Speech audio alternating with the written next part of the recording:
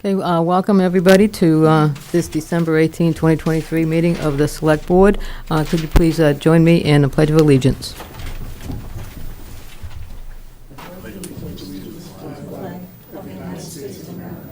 And to the republic for which it stands, one nation, under God, indivisible, with liberty and justice for all.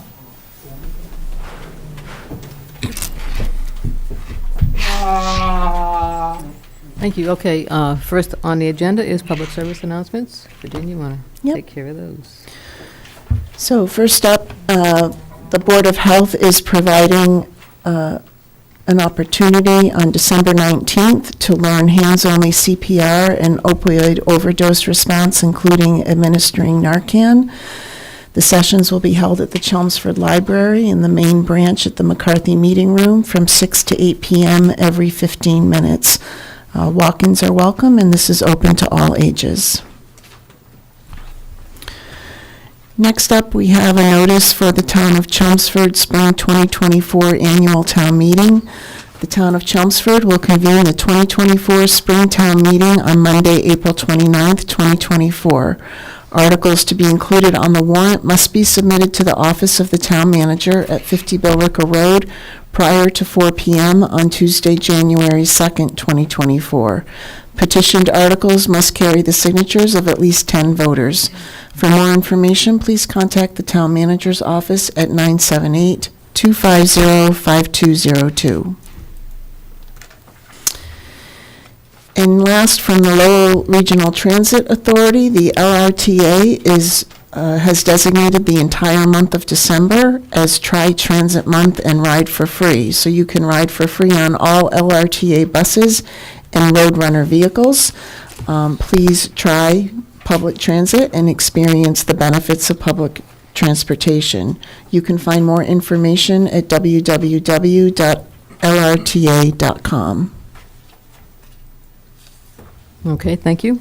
Now we're at the public input part of our agenda. If anybody would like to speak to the board at this time, now is the time to do that. No, you can come later.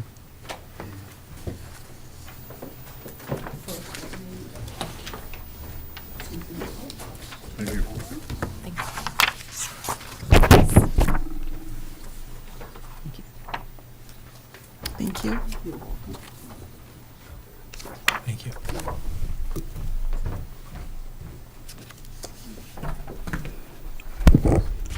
Hi, Chris Bowman, Precinct 10 Representative, 3 Julio Street.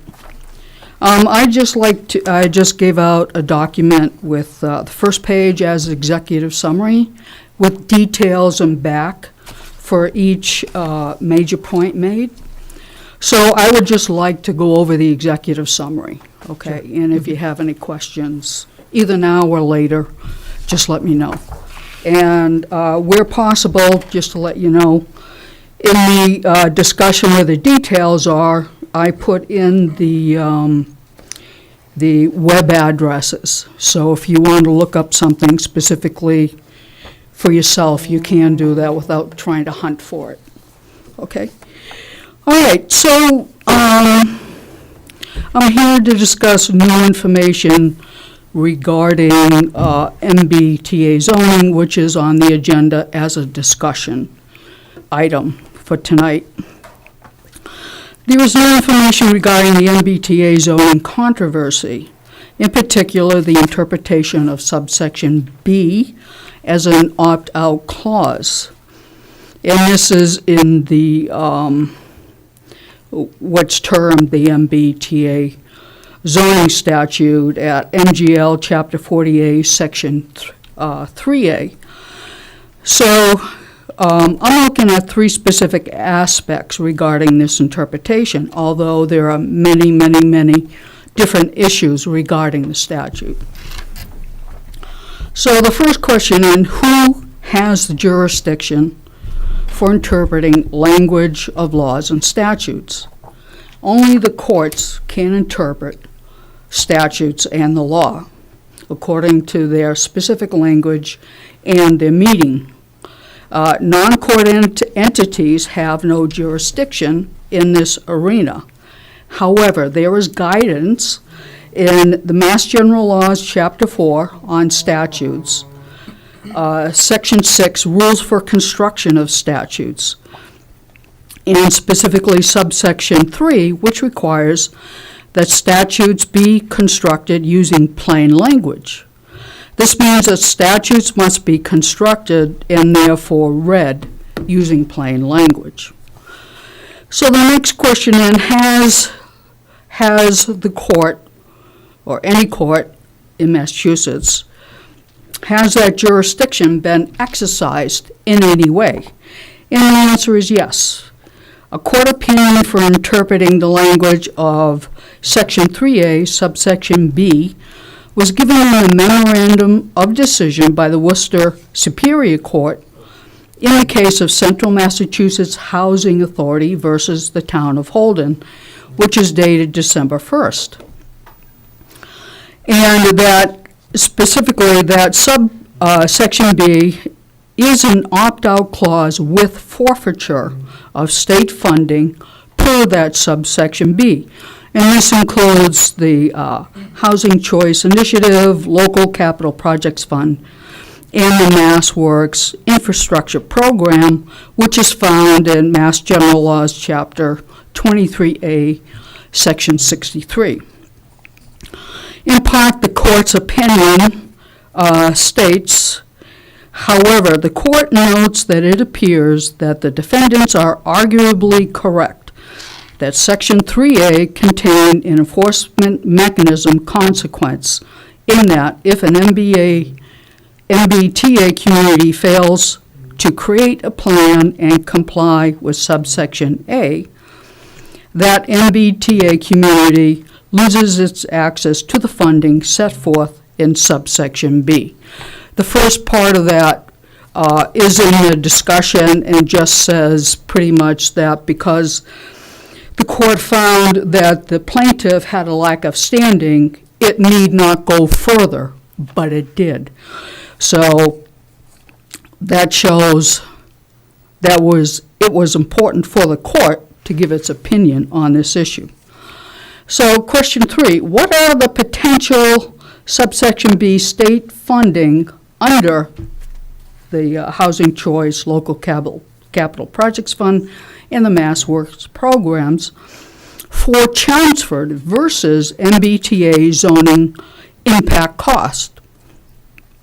Well, reviewing the state website on House Choice and Mass Works specifically, and going through the years that are applicable, 2018 to the present, it was not so clear what the local projects fund was, and there was nothing really termed that in particular versus Mass Works.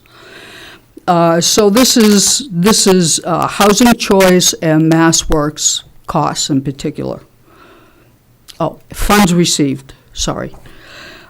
So since 2018, the town has received $930,000 over 2 years. So this is 2 out of 6 years, which means it received funding in 1/3 of the available years.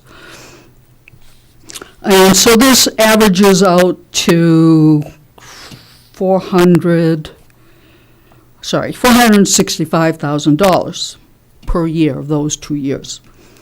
The impact cost exceeds $16 million per year every year with schooling costs, and which exceed $20 million per year alone. So knowing that it costs $20,000 to educate each child, and the number of units specified by the state is 1,477, almost 1,500. Just looking at 1,000 children, that's $20 million cost just to educate. That doesn't include anything else that would be involved. So that's a way to look at what do we think we're going to get versus what do we have to spend in order to get that. So again, the details are given in section 2, the discussion.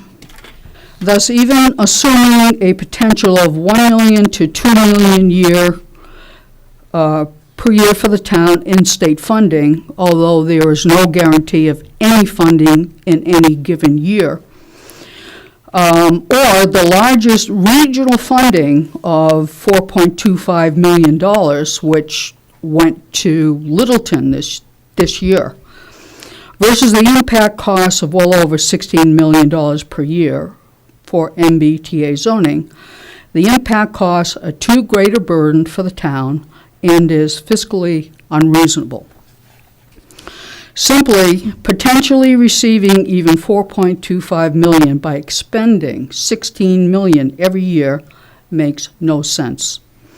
Therefore, the best course of action for the town is choosing the opt-out clause of subsection B and forfeiting potential state funding for the Housing Choice Local Capital Projects Fund, which, by the way, comes from gaming revenue, and MassWorks program of $4.25 million.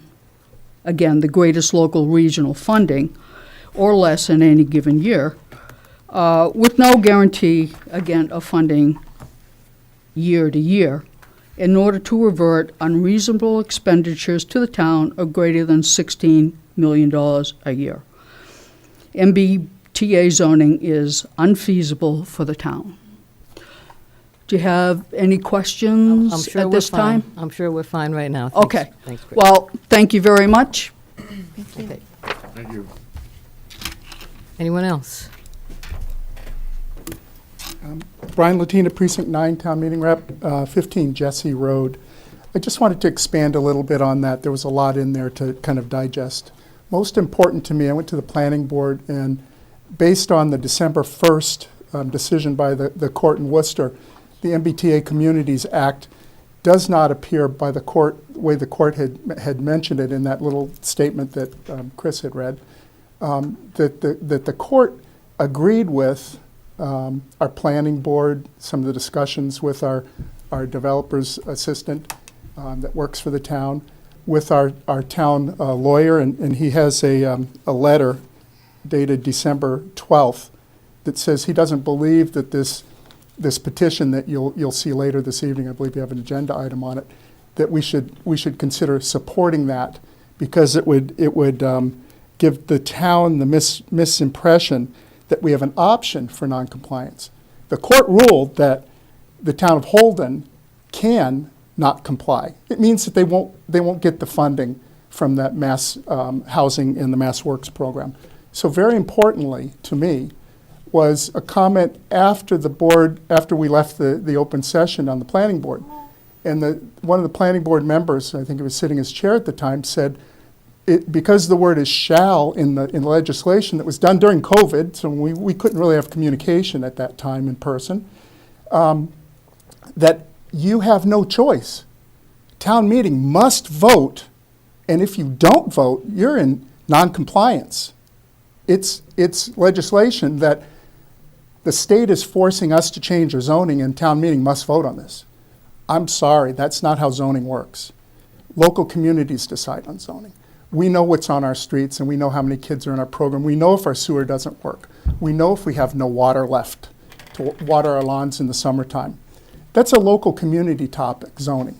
The state can't mandate that, and the court, most importantly, said it. That means what the governor said, and especially what she said recently, which was quoted in our planning board on Wednesday night, that, we have no choice. The governor's going to take more things and not give us money. She has no right to do that. That legislation clearly states it's only MassWorks, and it's about $1 million a year.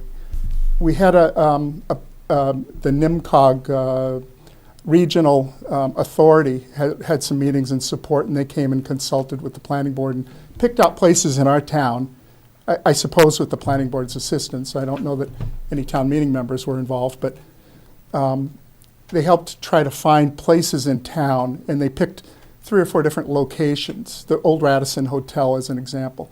UPS they wanted to build housing in UPS should it ever go up.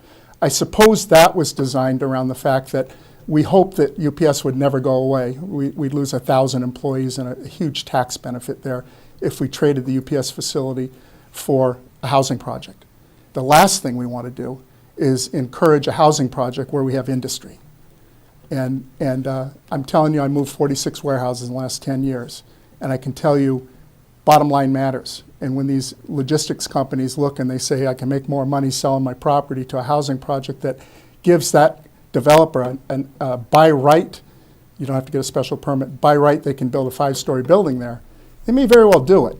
And over the next 20 years, as she mentioned, 10% more housing in our town is at 10% more cost, $16 million based on the town manager's last budget of $160 million. Not including the perhaps 3,000 children that might show up in 1,500 housing units. That's a whole nother school. That's above and beyond what Chris's number was, I believe. So my concern here is we should probably toss this out unless the planning board specifically picked areas that can't possibly be developed. And I'm here to tell you, I watched New Jersey get built in places that you couldn't possibly build 10, 15, 20 years ago. So please consider that when you look at it. Most importantly, what the governor, the attorney general, our town lawyer, and our experts in this program said doesn't matter. Only the court's opinion matters. And there is a bug-out clause. It just means we have to forego that money. Thank you. Okay, thank you. Is there anybody else that would like to speak during our public input session this evening? Anybody on Zoom, Paul? No. All right, thank you. Okay, next, committee vacancies.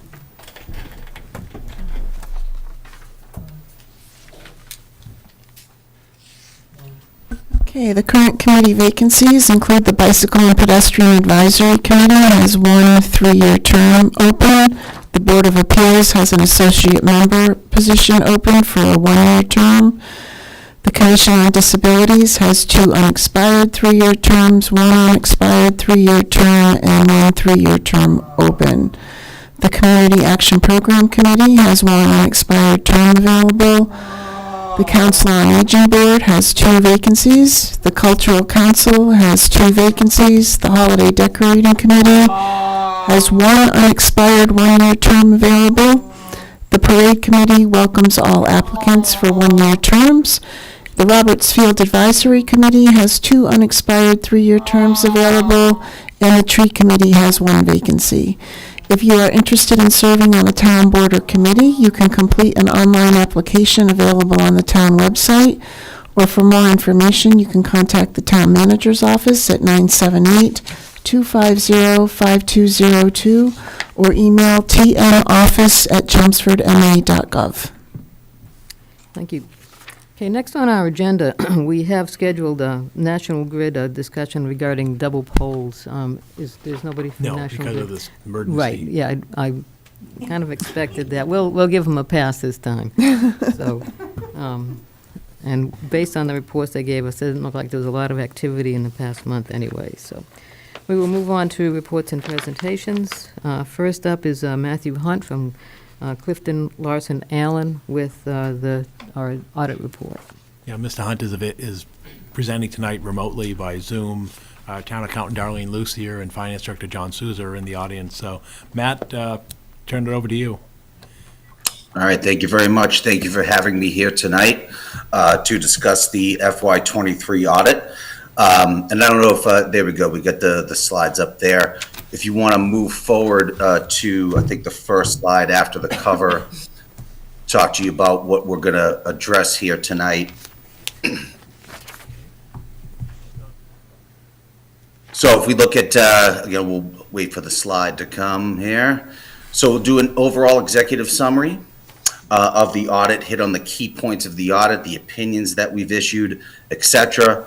Then we'll give you some financial highlights of your financial statements, and then talk about one of the other reports that we issue, commonly referred to as the single audit report. So getting right into the executive summary, if we look here at this slide, so really from the perspective as an auditor, there's a few things that we are responsible for.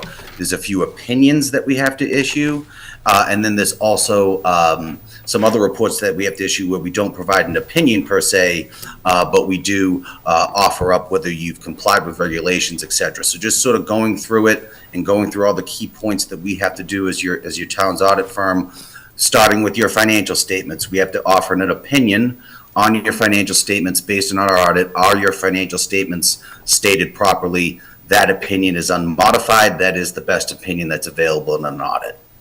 Another thing that we have to report on is we have to report as to whether or not there's any significant deficiencies or material weaknesses in internal control. That's some audit terminology there, but basically anything significant material that we feel was an internal control weakness, we'd have to report that. Happy to report that there was none of those that we identified. Same thing with compliance with laws and regulations. If we had come across any non-compliance with laws or regulations that we felt impacted the financials, we would have to report that to you. And again, happy to report that we did not identify any of those during the audit. Next slide, sort of concluding the executive overall summary of the audit. Another area where we have to provide a formal opinion as to whether or not you've complied with the federal grant requirements for some of your major federal grant programs. This year, your major federal grant programs were the ARPA grant and the SPED cluster grants. Happy to report here again as well an unmodified opinion, the best opinion that you can receive in this particular report. We'd also have to report sometimes you can have an unmodified opinion on the grants, but you still might have compliance findings. Not the case here. No compliance findings identified in our audit of both the ARPA and SPED grants. And then lastly, there is an internal control finding that we did come across related to the ARPA grant. It's rather benign. It's a similar finding to something we came across last year in one of the federal grants, and we'll get into that a little bit later. So now let's get into some of the financial highlights. Want to focus on first section. I'll give some page number references here in case anybody brought their financial statements with them or have them up on the screen. But on page 10 of your financial statements, there's a bunch of different sets of financial statements within the report. This particular one that starts on page 10 is called your government-wide financial statements. The thing that stands out about this particular one is that it's called full accrual. Basically, all your long-term assets, your long-term liabilities, such as capital assets, debt, pension, OPEB, all that gets captured on this particular financial statement. So I think the three highlights really are those long-term liabilities, your pension liability, OPEB, and debt. Looking at those, we'll get into some detail in a little bit, but your pension liabilities up to $116 million, OPEB 84 million, and long-term debt about $60 million. You have an overall positive net position. One thing that may stand out to those who may have reviewed the financial statements, you may see a deficit in unrestricted net position of about $150 million. Just to be clear, that is a direct result of pension and OPEB. Those are well-known unfunded liabilities that will eventually get funded over time. That is the direct cause of that particular number. And then statement of net assets, business type activities on that page. That's all your enterprise funds, and we'll talk about those in a little bit. Next slide is really, I think, one of the most important ones, and congratulations to the town. I think you somewhat recently had a bump up in your bond rating to AAA. And one of the things that your bond rating agencies look at is general fund. So that's on page 13. You'll see your general fund balance sheet, and then a couple pages later, you'll see your revenues and expenses. So just walking it through, you have an overall general fund balance at June 30, 2023 of about $23 million. Small piece of that, about $1 million, is restricted and assigned for various purposes such as debt service and budget carry forwards. That leaves you with about $22 million of what we call unassigned fund balance. That's basically general fund balance, does not have any kind of restrictions or commitments to it. That $22 million does consist of $16 million of stabilization funds. It's a very healthy amount to have set aside in stabilization funds. And one ratio we like to look at is say, okay, let's take that unassigned fund balance number, that $22 million. How does that compare to your expenses? What percentage of that is into your annual expenses? It's about 13.7% this year, and it's about 13.6% last year. Those are excellent, healthy ratios to have. So general fund this year went up slightly, about $1 million. I think one of the financial statements that you'd like to look at if you wanted to review them would be your budget to actual. It's a good little statement to look at on pages 54 and 55. So as with most municipal budgets, most budgets are revenues aren't as high as expenses. Some of your budget's funded by reserves. So for the town's case, that was about 5 million going into the year funded by reserves. But you had $2 million of revenues come in higher than expected, and your expenses came in about $1 million lower than expected as well. So those positive benefits there from revenues and expenses help sort of offset the use of reserves. And then also stabilization funds and transfers within those funds basically help create that $1 million positive net change. Next slide, just talking about major funds, you'll also see next to the general fund on your financial statements, you'll see a couple other columns with some funds presented, your CPA funds, sewer betterments, COVID-19. Really nothing significant or unusual within those funds, so nothing really specific to present here. Do want to specifically point out some highlights on your enterprise funds. All of those are in healthy financial condition as well. Sewer enterprise fund has a positive net position of about $3 million, and overall during the year had a positive net change in net position of about $588,000. Similar positive results for your stormwater enterprise fund, $2 million in net position and a positive net change of about $464,000 during the year. You do have 3 other enterprise funds as well for golf, cable, and rink. Those are not presented separately within their own columns. They're sort of lumped together in a column called non-major enterprise funds. Really nothing significant or unusual to report within those. So last set of financial highlights relates to footnotes, a couple footnotes maybe to be aware of, again, with those long-term liabilities. First of all, debt, page 39, you'll get some information on debt there. Total long-term debt, the town's done a good job of managing debt. Long-term debt actually went down $5 million this year. You did issue $5 billion of new debt. Nice to look at your debt service as an overall percentage of your expenses. You don't want it to be too high because it's a fixed cost. That 7.6% that you see there, that's a pretty healthy percentage. Between 5 and 10% is a good zone. OPEB liability. So this went up slightly, about $2 million. The nature of this liability is such is that until you fully fund pension, you can start really putting more resources into OPEB. This liability is just going to sort of go up and down a little bit over the years based on various assumptions, how the investment markets do, etc. So that $2 million increase, really nothing to be concerned about. You have a healthy amount of assets set aside for OPEB, about $21 million. Next slide. Last liability to discuss is your pension liability associated with the Middlesex County Retirement System. That liability did go up from $100 million to $118 million. That is the case with virtually every municipal retirement system that has a year end of 12/31/22, which is what is reported in your financial statements. The investment markets that year were very poor, so your investment markets really have such a direct impact on that pension liability. But again, there is a plan in place to fully fund that over time. So that's really the financial statement highlights. And then this is the last slide, and I'll certainly obviously open it up for questions. Last report to go over, GAO and UG reports, that's Government Accountability Office and Uniform Guidance. It's more commonly known as single audit. It's focused on your federal grants. The town actually has a pretty decent amount of federal grant expenses these days, $7 million. We have to go through a process based on the amount of grant expenses and other criteria of which actual grants to audit. We're not going to audit every grant. That's not the criteria. So based on the criteria, we had to audit the ARPA grant and the SPED cluster grant. So again, happy to report unmodified opinions on those grants. There were no compliance findings. There was an internal control finding related to suspension and debarment. This also came up last year in the audit, but on a different grant. It's a rather benign finding, fairly common, but got to have a few audit clients that will remain nameless that have this finding as well, so it is somewhat common. Basically, with any vendor that you use, that you spend federal funds on, you have to do a check.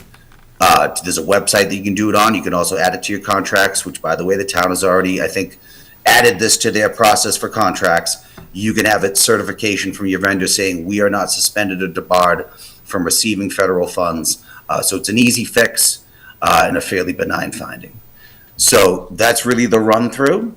in the summary, so be happy to open it up for any questions anyone has. Okay, does anyone have questions for Matthew? Yeah, I mean, I was just going to have a question about that finding that you had, whether that was self-reported by the vendor, or if there was some place that, I mean, I'm assuming that it's our accountant that would have to check that to see if they fall under one of those categories. So. Yes, if I may, excuse me, jump in. There is a website you can check, but also I like the idea. I think the town's going with it, actually putting a clause in the contract asking the vendor to certify. I think that's a great approach too. Yes, we've actually added this form now to our procurement package, so that when we go out to bid, that is a form now that we actually have part of the procurement package for the bidding. So that's one of the questions that we have. There's a form now that we have filled out. We will ask a vendor whether they win their bid or not. We're still asking, that's part of like our procurement package. I've spoke with our DPW director, because most of the opera projects are kind of following under the DPW facilities, and we just want to make sure that all of those vendors have not been disbarred or have anything that they can't work on a federal project. What we have done, though, is the vendors that we've been using, we've actually gone, there is, Mr. Hunt said, there's actually a website that you can go to check those, and a lot of our vendors, if they're on the state bidders list, that form is also in that procurement package on the state bidders list, so we'll say whether they've been disbarred or suspended from bidding on a federal grant. So we do have it, but it wasn't part of the package.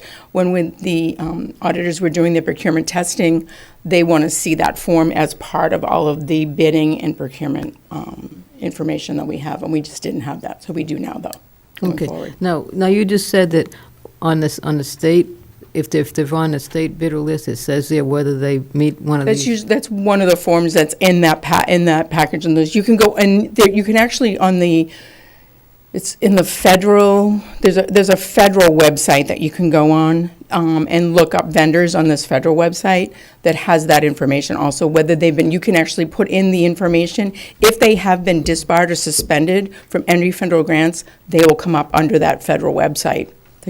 As that vendor, that you cannot use that vendor, that the vendor's been disbarred or suspended also. There's a way of checking whether the vendor you're using has been. So, but I feel that it's very important to have that form in the package, though, so that when we give the auditors the complete package of all of the bidding information in the contracts that we have with these vendors, that's a piece of that package. So we're including that in there. Okay, very good. Any other questions for Darlene or Matthew? All right, well, thank you very much for making this presentation. It looks like things came out very well. And we're glad that it was easy to work with staff here for you to get all the information that you needed and present this. Yes, absolutely. It was great working with everybody with the town, so appreciate everybody's help with the audit. Okay, thank you very much. Thank you. Okay, and we're on now to, Madam Chair, members of the board, we have Parker Elmore and his associate Andrew Taggart to discuss the fiscal year 23 of the post-employment benefits actuarial valuation. And I'll start off with Parker Elmore. Well, thank you. I guess can I share a screen here? I don't know if I can or not to show what we're doing here. I can move through it, Parker. Okay, that works too. Yeah, so I mean, basically, I'll go to, the second screen, if you will, just to give you the quick 30-second overview about the firm. Been doing this stuff since '98. We're 500 plus municipalities. We're in Connecticut, Nevada. I was in Arizona last week. I'm in California next week. We're in 37 states, Europe, South America, Australia. Okay, enough of that because nobody cares. So anyway, let me just get where I can see what I'm doing here. So what happened over the year? So basically, this is an interim year valuation. And what I mean by that is we're not revaluing all the liabilities. What we're simply doing is we are updating the interest rate and we are updating the asset levels. So in your guys' case, liabilities was about $101 million to $106 million. Well, here's the thing. The liabilities are going to go up every year if everything goes perfectly. So it's not like something went wrong. If everything goes perfectly, your liabilities are going to go up because everybody's 1 year closer to retirement. The value of $1 a year from now is worth more than $1 today, worth less than $1 today, my bad. So that's expected. Your assets went up by almost $3 million from 18.4 to 21.4. Well, here's the thing. Last year, your assets did poorly. The markets did very poorly. This year, the assets done very well. I would wager since June 30th, your assets have also done well. I haven't seen a statement, but it's hard for me to see how in this market you're not making money. Now, that's as of today. The next 6 months, I have no idea. But as of the last 5 months, you should have made money. So your net liability, what most people call unfunded liability, went from 82 million to 84 million. Again, very normal, expected, nothing unusual there. On this slide, here's the thing. This is like an expense statement slide. In the municipal context, doesn't have a whole lot of value, but nonetheless, a couple things I'd point out here. One is the service cost. That's a value of benefits being earned during the year by active employees. So if you think about it, what do active employees cost me? I pay Johnny or Mary a certain amount of money each year.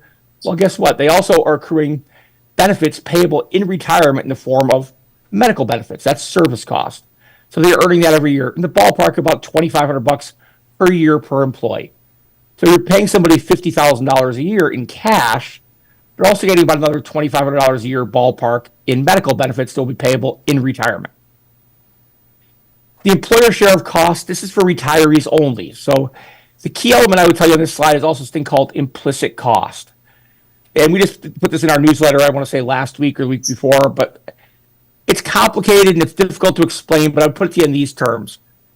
You charge a 62-year-old retiree the same premium that you do a 22-year-old active employee. On average, they will have very different healthcare costs. Now, I can show you a very healthy 62-year-old that never goes to a doctor and a 22-year-old that is there every day. But on average, a 62-year-old will generate about 4 times the healthcare costs of a 22-year-old, and you're charging them the same price. So there's a subsidy taking place here. We have to reflect that. So your actual cash out the door cost of retirees are not $4 million. We also have to reflect that subsidy under both actuarial rules as well as accounting rules. You guys put about almost $1.8 million into the trust. That's very good. And the discount rate, this is the interest rate we use to bring all the future benefit payments for the next 100 years back to today. It went a huge change from 6.26% to 6.24%. And that's why we have to do this every year for that 2 basis point change. It really doesn't do much. But again, it's based on, without getting too deep in the weeds of your discount rate, it's based on a variety of factors. One is municipal bond rates. One is how are you investing your money. 2 is how much money you're setting aside every year. 4 is how much you're paying out in benefits every year. And 5 is how much do you currently have in assets. So we take all those things together, put them together, and GASB gives us a formula to calculate out a discount rate. In your case, it comes out to 6.24. We're going to go to the next slide. So as I talk about, what are the assumptions? We put these $100 million numbers on your balance sheet. Hopefully there's some reasonable assumptions that underlie this, and we're just not, making stuff up here. So basically there's a lot of assumptions, and because we're actuaries, life gets a little complicated. I talked about the interest rate, bringing future dollars back to today. So if you think about it, higher interest rates mean that $1 50 years from now is worth less than $1 at a lower interest rate. So if you said, a 5% interest rate versus a 10, very, very different numbers. Anyone familiar with the rule of 72 knows that the value of something doubles. Basically divide your interest rate into 72, that'll tell you how long it takes to double. Termination rates. What's the probability that somebody you hire today is still here tomorrow, next week, the following year, 10 years, 5 years, whatever? Okay, they make it all the way to retirement age. They're 55. What's the probability they retire at 55, 56, 57? Okay, they retire. What's the probability they elect to take coverage? How would they decide to cover a spouse if they're married? And then healthcare costs, because we're actuaries, we have a really complicated model. I will tell you, the reality is it works out to be a 4.5% a year is about what it works out to be. We factor in GDP and growth and resistance points, and because what actuaries do, 4.5% will get you pretty darn close.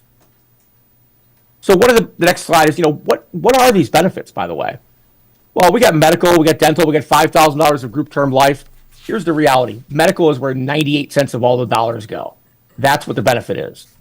Your guys' plans on average for an average active plan are about $891 a month. For an average Medicare supplement plan are about $299 a month. I would say you guys are On the active plan, maybe 5% below the average. On the Medicare supplement plan, you're probably 10 to 12% below the average. So your guys' plans, good, bad, or indifferent, have done a good job on cost management. That's nothing I had anything to do with, so I'm not taking any credit for that. That's John, Darlene, and the rest of the gang, whatever they're doing. But somebody's doing a good job on the negotiations to get you guys pretty good prices on your healthcare costs. Next slide. So the all-important, how do I stack up? Well, here's the reality. Most people are very underfunded. As you can tell, 81% of people are less than 20% funded. You guys are barely above that, so you guys are in the top 20%. Well, here's the deal. There is no legal obligation to fund OPEB. Beyond the pay-as-you-go cost, that is your only legal obligation in the state of Massachusetts to fund OPEB. You are required to fund pensions, and that pension cost is going up every year and will continue to go up at a fairly healthy clip for the near term. So you have to keep that in mind. But you guys have done a good job of funding OPEB. You're in the top 20%. Can you do more? Absolutely. But you have taxpayers and you have a lot of capital needs of the town. And as I joke with clients all the time is, listen, I am always in favor of more funding. To quote Billy Idol, when you ask me how much money to fund, I'm always going to say more, more, more. With that said, I recognize you have other things to do besides just fund OPEB. So, keep that in mind. But you guys, compared to your peers, have done a very nice job. And if you want to go to the next slide. So how do I compare to my peers? Listen, I don't know who you guys consider your peers. We tried to grab some that we thought were either of similar size or similar geography. But as you guys can tell, that service cost I spoke about of $27.47 per individual. Your discount rate is 6.24. You're above our statewide average. If I look at Ayer's, similar discount rate, their service cost a little bit lower. Their funded ratio is a little bit higher. Their per covered retiree cost is a little bit higher than yours because, as I mentioned, your guys' per covered retiree cost is low because you guys have done a really nice job on the premium side of the equation. You guys are a good, third less than our statewide average, which is important. And again, on the service cost, you're lower, but that's more an interest of your interest rate more than anything. But you guys, compared to your peers, are doing a very nice job. Now, I know only in the OPEB context can I say 20% you're doing a very nice job. Hey, I'm 20% funded. Look at me. I understand that. However, given the fact that you have no legal obligation to fund, you've done a really nice job to start addressing the issue.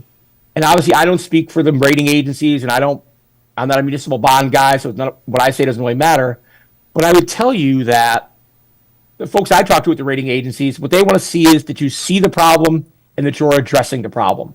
And I think you guys can answer affirmatively to those questions, that you guys have seen the problem and are actually looking to mitigate the issue, whereas many people see the problem and cover their eyes and say, please, I don't want to look anymore. So you guys are actually doing something about it. And if we go to the next slide, this slide, it's really more than anything just to show you guys that different job categories will have different accrual patterns. You're not really going to care that much. I only bring this up because public safety employees cost more money than do, say, a school teacher or a sewer employee. And the reason for that is really relatively simple. If you think about it, your public service employees, public safety employees, generally have a shorter working career. They're going to retire earlier, which therefore means they get the benefit over a longer period of time. It costs more. And it also means they're going to accrue the benefit over a shorter period of time. If you think about it, you have a larger benefit accrued over a shorter period of time. That's going to cost more money each year. It's really as simple as that. But again, beyond that, I wouldn't, a lot of this, you look at somebody like cable access, the size isn't big enough to where I'd place any real credence in this. It just tells me their people on average are probably slightly older than the rest of the town. But again, you're talking 4 people, so, 1 or 2 people can materially impact that number. And the next slide, the all-important, where are we going? Well, here's the thing, as I tell people, I can assure you that I do not know when everybody's going to live, die, and everything in between.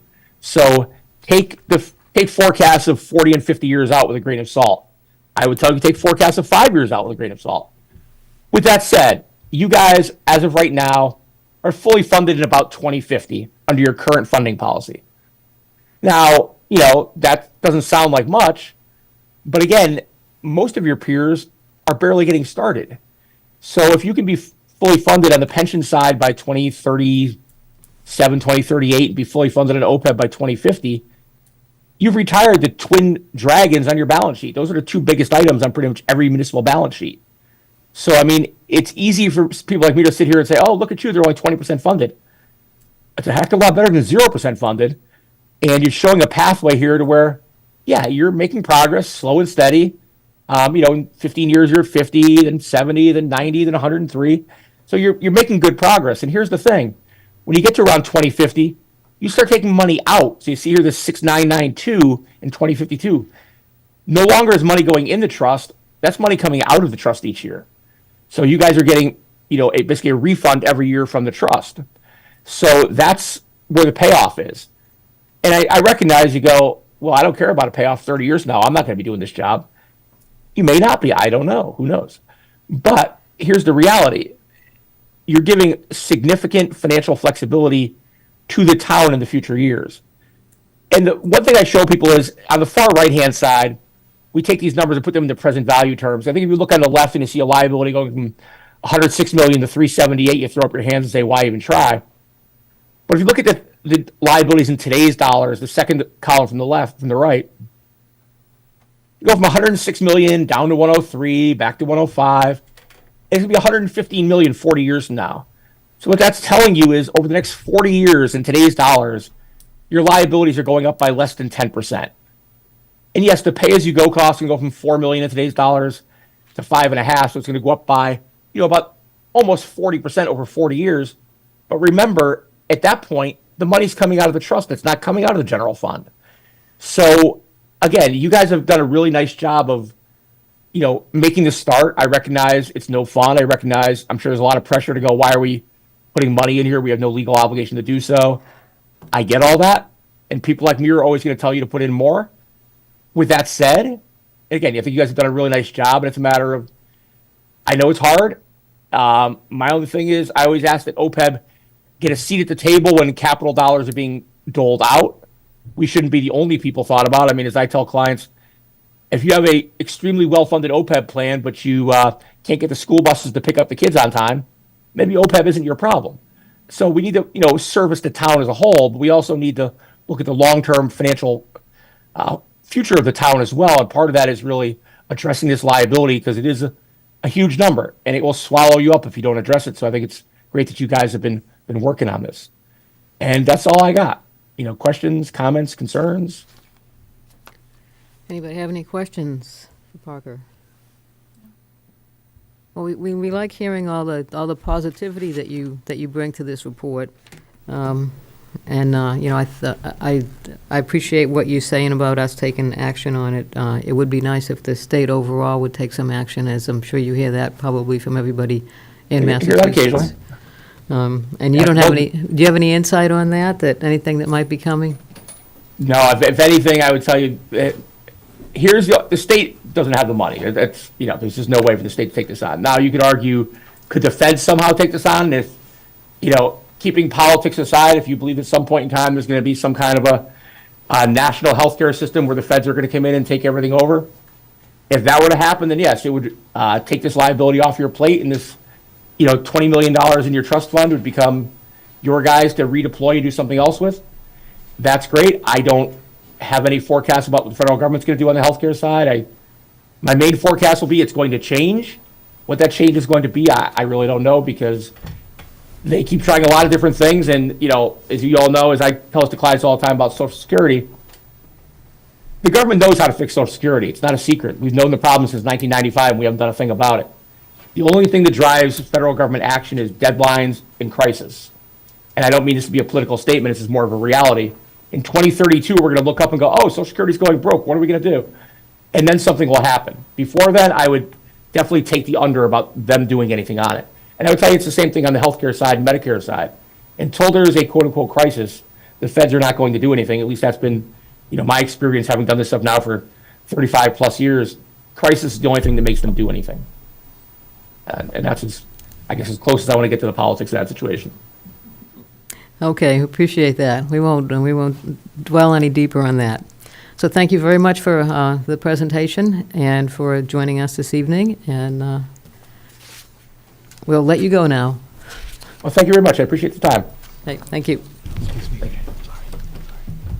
Okay, next up on our agenda is the Fire Station Study Committee status update, which Virginia is going to present that. Good evening. If you could go to the agenda. So this evening, I thought what we would do is just review a little bit what we briefed last time, just to refresh, and also because we have a member who wasn't here last time. And then we'll talk about where we've transitioned since the last meeting, and where we're landing today and some of the significant points about that. So the next slide just shows the fire station's, the study committee background. Just to reintroduce the team members, we have 2 resident members. Bob Destremp is one of the deputy fire chiefs in Lowell. Unfortunately, he's not feeling well tonight and cannot be here. The rest of the committee is here. Cheryl O'Donnell is our other resident member. She has a long career with the State Police Department, and that also included doing fire inspections. Our 2 firefighter representatives are Rob Albon and Greg Signini. I am the Select Board representative, and then we have Manager Cohen and Chief Ryan. So at the bottom of the chart, what we did was looked at our mission statement. We did some education and research, and then we kind of jumped into the trade-offs. So I'll talk a little bit more about that. The mission statement is on the next slide. This is just a review from last time. It's basically broken out into 3 areas. The first was to let's assess what we know. The second item was let's assess what our needs are. And then the third item was, after doing an analysis, provide the town with some recommendations, which would also include some cost estimates. And we'll get into that a little bit more this evening as well. This next slide is similar to what you saw last time. Our first step in terms of our education and research was to do tours of the fire stations. Station 1 and Station 2 were either built or renovated more recently. Those are really adequate for our needs today. There is a slight difference from what you saw last time, in that I think we had addressed Station 4 as inadequate because of the age of the building, but when we looked at that further, there really are no major safety or living issues at Station 4. So we've determined that we do think that station is adequate for our current needs. And then where the real needs come in are with Station 5 and Station 3. And I've got more details on that later, so I'll defer the discussion on that. The next slide is just the summary that you saw last time of some of the education and research that we did, looking at current standards, looking at what firefighters do and how they do it, different scenarios, historical data, community data, legal implications, OSHA implications. I will point out, under the past Chelmsford studies, we were in the midst, the last time we briefed you, of updating the criterion analysis, and that has been completed, and we were also waiting for the IAFF update.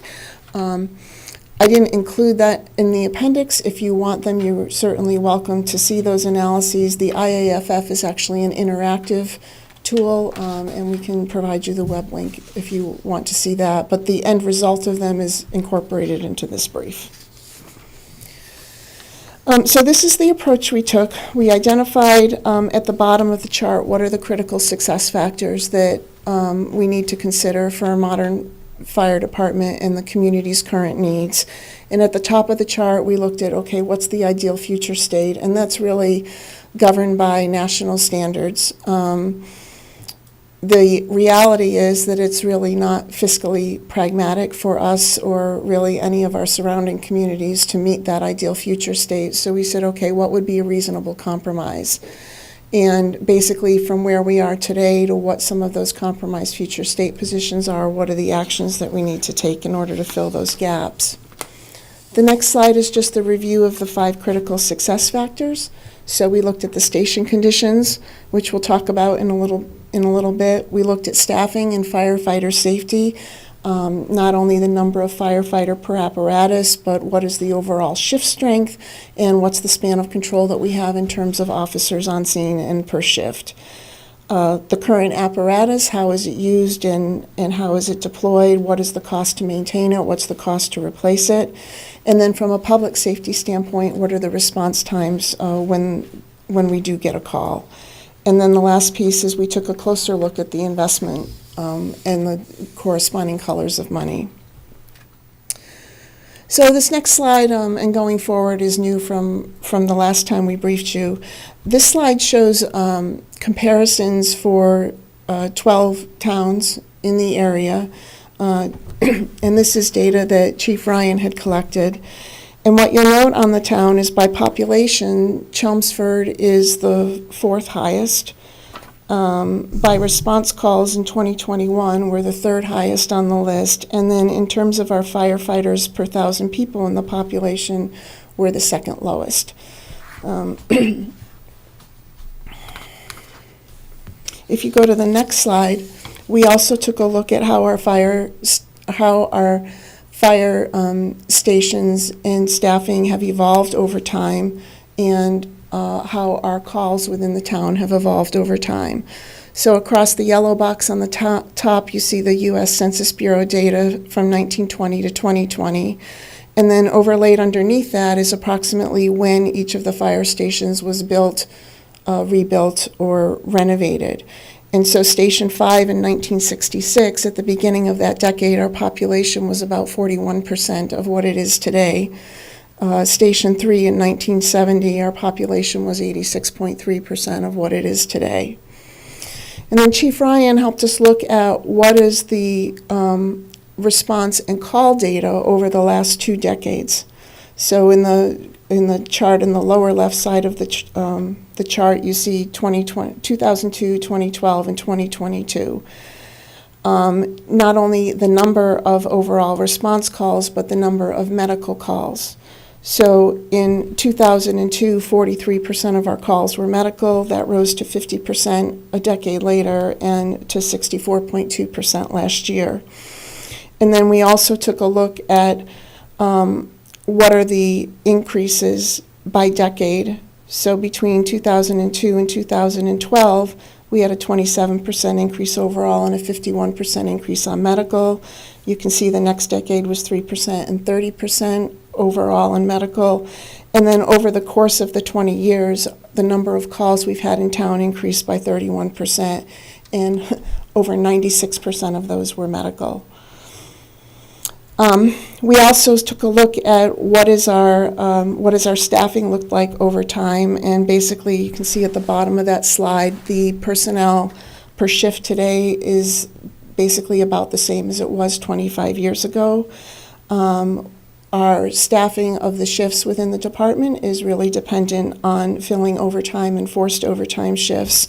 And our department has no lieutenants.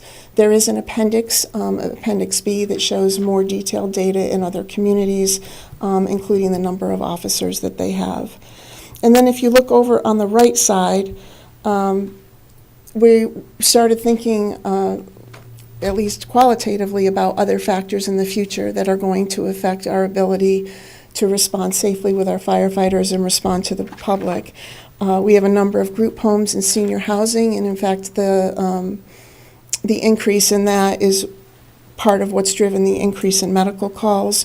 We've got the Princeton Street development with Trammell Crow coming online with a little under 400 units, and then we have MBTA and other mandates for the homeless and the migrants coming from the state.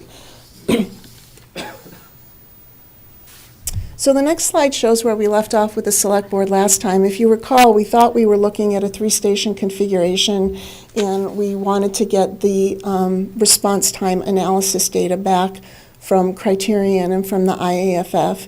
And the bottom line is that when we got that response time data, it basically showed us that the 3-station solution is inadequate and not acceptable from a response time standpoint. The next slide shows the response time data. This is the first due response, which is the first apparatus and first company on site. And on the right side is the 5-station configuration. On the left side would be that 3-station configuration. The color coding if you look at the key at the bottom, the colors from orange to red range from 4-minute to 1-minute response times, and then the yellows to green go 5 to 8-minute response times. So you can see on the left side that we have, in terms of first due response, a significant part of the town that gets bumped from that first side of the key to the right side, where it extends to 5 to 8 minutes. And then what really did it for us was the next slide, which is the second due response. So that's when the second engine and the second company arrives on scene. And it puts much more of the town in the white, which is a greater than 8-minute response time. And where that becomes significant is the first due company is typically the one that's looking at safety first. If someone's hanging out of a window, they're going to address that, and they're looking at fire suppression. They have enough water on board in the fire truck to get them through 3 minutes if that water is expended at full speed. And so the second due response is really responsible for, one of their key responsibilities is water on scene. So if the first due only has 3 minutes and the second due isn't arriving until 8 minutes later, that can be very problematic. The next slide, so when we realized 3 wasn't going to work out, we said, okay, well, what do we look at? We had 2 scenarios we were evaluating with 3 stations, and then we focused our attention on 7 scenarios total across 4 and 5 stations. If you look at the right side of this chart, which says the critical success factor variables, you can see the 5 critical success factors that we identified. But within each one of those, there are a number of variables. So as you start to do the sensitivity analysis and tweak one parameter, it can affect up to 16 across those critical success factors. And really what it came down to is there's no ideal solution. There's really only trade-offs. And some of the conflicting priorities that we just can't resolve pragmatically due to funding and other things is that the firefighters per apparatus, cross-staffing where you might have to have different firefighters manning either an engine, a ladder, or some other apparatus, and response times. So our compromise on that was we looked at increasing our shift staffing to 13, which would include firefighters and officers, and the possibility of increasing to 14 later. If you go to the next slide, our basic bottom line was we were torn between the 4 and the 5 station scenarios. We're going to address both today.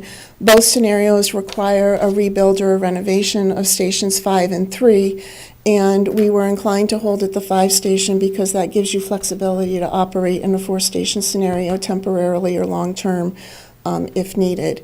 You'll also see in the trade-offs that we have 2 4-station scenarios and 2 5 stations. The difference between those, the main difference between those scenarios is whether we increase to 13 per shift and stay, or whether we consider the possibility of adding more personnel later and going to 14 shift. Manager Cohen could only commit to the 13 shift from a fiduciary standpoint, and so we wanted to fairly represent that as well. The next slide shows the details of those scenarios, the 4 station with 13 or 14 per shift, as well as the 5 station with 14 or 13 per shift. And we basically did a gain-loss benefits analysis. The color coding there with the word same gain-loss kind of give you the top-level view.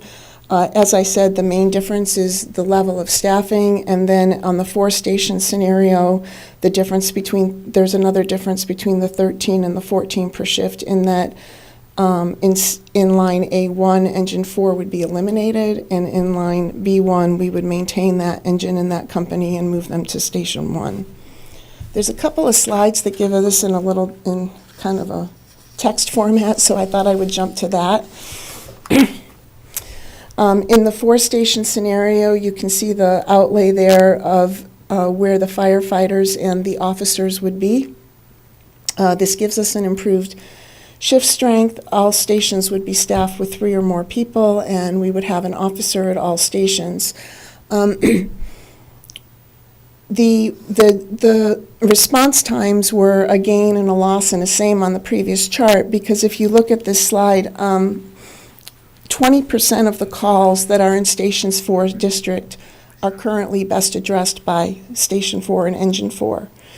If you move that, 80% of those calls actually are closer in response time to the center station. So by going down to a 4-station configuration, you're really negatively affecting about 20% of the calls that would come into East Chelmsford. And the other 80% are either in the same position or better. The next slide shows the 5-station scenario. Again, we have improved shift strength. We have officers at 3 of the 5 stations.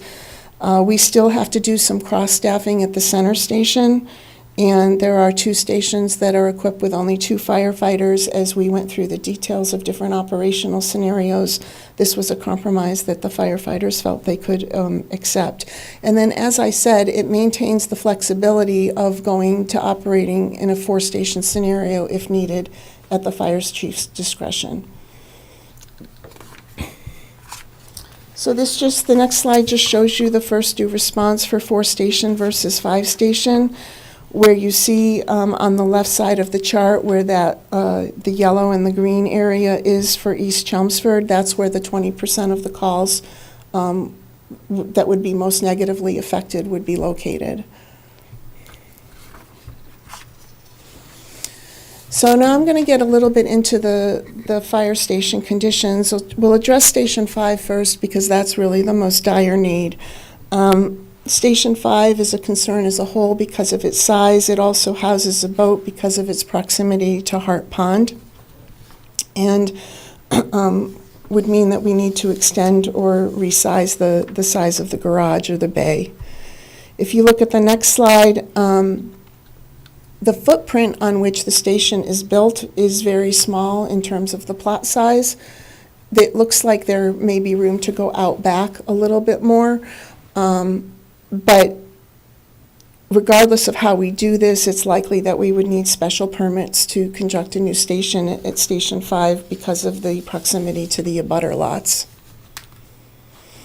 And then the next slide shows the sleeping quarters at Station 5. That little white closet is about an 8 by 11 foot closet that is in the apparatus bay, and that's where the firefighters are currently sleeping. We do have diesel exhaust means built into each fire station, but the studies have shown that there are still potential for particulates there that are dangerous to the firefighters, and that the sleeping quarters should not be in or adjacent to the bay like that. The next slide shows the living quarters and the bathroom facilities at Station 5. Essentially, the living quarters are adequate today, but if you increase the number of firefighters, they're not adequate. The restroom facilities, ideally what you would want are separate restroom facilities to accommodate different genders. If you look at the lower left, where you see the white washing machine and dryer, that is for their personal clothing. Only Stations 3 and Station 5 do not have gear extractors when they come back from a fire with contaminated gear. So right now our firefighters are typically disrobing at a station that does have the gear extractor and then coming back to their Station 3 or 5, showering and changing their clothes. The personal lockers in Station 5 are across from that white washer and dryer in that off-white cabinet, which is again very close to the main bay where the diesel fumes and exhausts are. Station 3 is very similar to Station 5. Again, it would require reconstruction to bring it up to date with some of the national standards. In the lower left, you see the proximity of those silver cabinets. That's the gear cabinets for the firefighters, so you can see the proximity of the gear to the diesel engine. And then in the same space, the brown cabinets are where their personal clothing and bedding go. And they're actually putting up plastic behind those louver doors right now to try to protect them from any diesel particulates and other contaminants. And then the sleeping quarters is a similar situation to Station 5. These are a little bit bigger at 9 by 14, but it's not adequate to accommodate 3 or more firefighters. The next slide shows the living quarters and the facilities in Station 3, which again is very similar to Station 5. And really doesn't accommodate either gear extraction after a fire or multiple genders. So we looked at how would you address the staffing for the different scenarios over time. If you look at the first, in any scenario where we're going to 13 firefighters and a lieutenant per shift with the captain, once that staffing is obtained, once the funding is obtained, we were looking at approximately a 12-month period to add 4 firefighters and to promote 8 to lieutenant. The current station configurations could accommodate the increase in staffing. They could accommodate promotions to lieutenant today if we had people that had satisfied the civil service exam and if we had the funding to support that. The cost for a lieutenant per year between the promotion and the overtime is about $15,000 per lieutenant. So that would be the delta from promoting a firefighter to lieutenant. And we have the firefighter costs and everything on a future slide, so I'll hold that. The second slide, the right-hand side of that chart assumes that once you have the funding to build a station and you know when the station builds and remodels will be complete, you would start 12 months before that, beginning to staff up the remainder of the firefighters to get to the 14 per shift, should that be funded. The next slide shows the investment estimates for the 4 scenarios that rose to the top. And basically, in the second to last column is the qualitative investment, and then in the far right column is the quantitative investment. We looked at the recurring costs, which includes the hiring, the annual salaries plus promotions, and then we looked at the one-time hiring costs. So when you hire a firefighter, you've got to outfit them with gear and other things. And then we looked at the total construction cost. The construction cost has a very wide range right now because we were looking at variations in square footage and then variations on what would it be with a modular build versus a stick build, which are very different. And Manager Cohen and Chief Ryan have engaged the Permanent Building Committee to help get us some more professional estimates on what that would look like for Stations 3 and 5. We also looked at potential funding sources and options. From a staffing standpoint, there's the operational budget, and I'll jump down to the last bullet on that page. Another option from a staffing standpoint would be a FEMA SAFER grant. I put in an article here that Lori Trahan recently helped the town of Haverhill get some significant funding through the SAFER grant program. That application process is in January with the submission in March, and the decisions are sometime in the fall. So if that is a path that we take, it may also be something where we ask the Select Board to help us with some congressional support from Congresswoman Trahan. And then the middle 2 bullets, we looked at capital options for the buildings. One is non-excluded debt, and the other is a Prop 2.5 override with excluded debt. Manager Cohen and Finance Director Souza looked at where our overlay of non-excluded debt currently is, and there really is no convenient opening in the next 10 years to try to fund a fire station rebuild with non-excluded debt. So we would likely be talking about taking it to the ballot for an override question. And then the next slide shows you what that path to town meeting and the ballot would look like. If you're going to put something on the ballot, it must occur by September 15th for vote appropriations made at the annual town meeting in April, or it needs to occur within 90 days of any other town meeting. So where that landed us is a presentation and a vote at town meeting on October 21st of 2024, and then going to the ballot on November 7th. The next few lines, I just sort of work backwards on when the warrant article and everything would need to be prepared. And then if you look at the bottom 2 green bars. We would be working, we have a punch list of actions that we're working on to try to refine, and we would be looking to do that in the first quarter of calendar 2024 with a select board update, and then just a report at town meeting, not a vote. So we would be one of the reports up front at the town meeting to get the town meeting reps on board with where we are. Certainly, if you want a select board update earlier than that, we can do it. We just picked the April timeframe around the election and having the new board in. And then we would use the remaining time over the summer up until the fall for further education of our town meeting reps and further education of the public. And that's all I have. I invite anybody from the committee to jump in if I've missed something or misstated something, and we'll take any questions. Anybody have any questions for Virginia? There's a lot of information in here. Yeah. I mean, I went over it over the weekend, and still, from what you said, I realized there's a lot that I missed when I was reading it the first time. So, I mean, I hope you're not looking for any decisions this evening. No, we're not looking because- for decisions. We wanted to bring you up to date, put some words around what we've been doing, and recognizing that even this is a lot for you to absorb. We think we have an awful lot to do from January to October of next year for education of the town meeting reps and the public in general as well. So, That's for sure, yeah. does anybody want to add anything? No.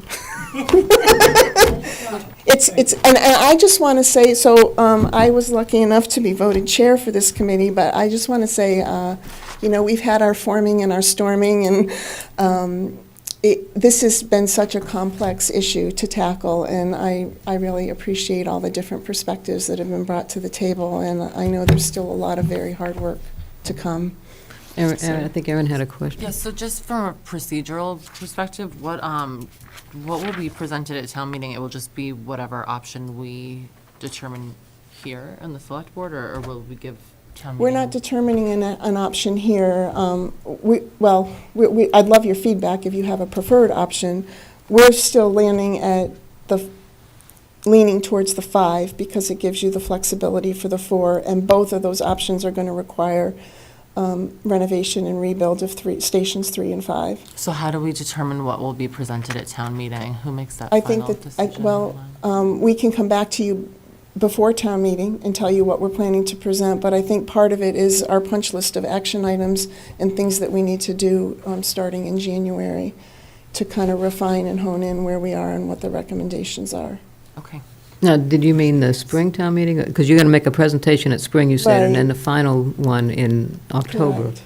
So, It'll be voted on in October. Right. I think somebody can jump in if you want. I think the committee's hope was that we would know enough at Springtown meeting to say this is where we're headed for October, but, and we'll keep the education process, station tours, presentations, videos, whatever we need to do to bring people up to speed and give people an opportunity to come and ask questions. I guess,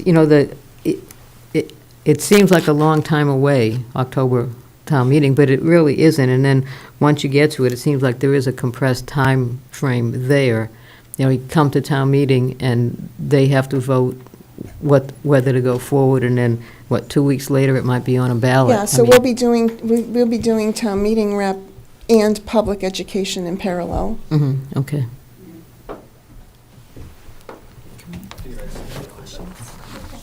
Good evening, Rob Albon, President Chelmsford Firefighters. I'm on the committee as well. So basically, I want to thank Virginia. Great job. That was excellent.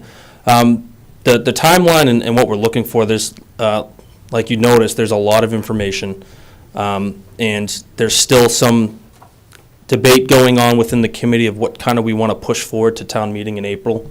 So the goal is to hone in on that in the next coming months. And then eventually we're going to start, a grassroots campaign to get the information out to all the residents and all of the reps so they're well informed.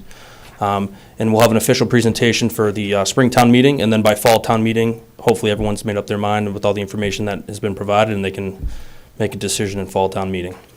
So. Okay. Thank you. Did you have another question, Erin? Can I ask another question? Just in regard to Station 5, because I know that there's the space restraints. I mean, this is kind of a specific question, but is there any consideration into moving it if it's needed? Because it's not possible to renovate at that space. The committee looked at possibly moving it, and the issue is we can't find a piece of land that would be a viable place to move it to and keep it in the vicinity that Yeah. it's in. Yeah, it would have to be really close to where it is for it to make any sense. Yeah. And we did come up with a couple of conceptual things that looked like it could be viable to rebuild it to better meet the needs of our modern-day fire department in our community as it is today.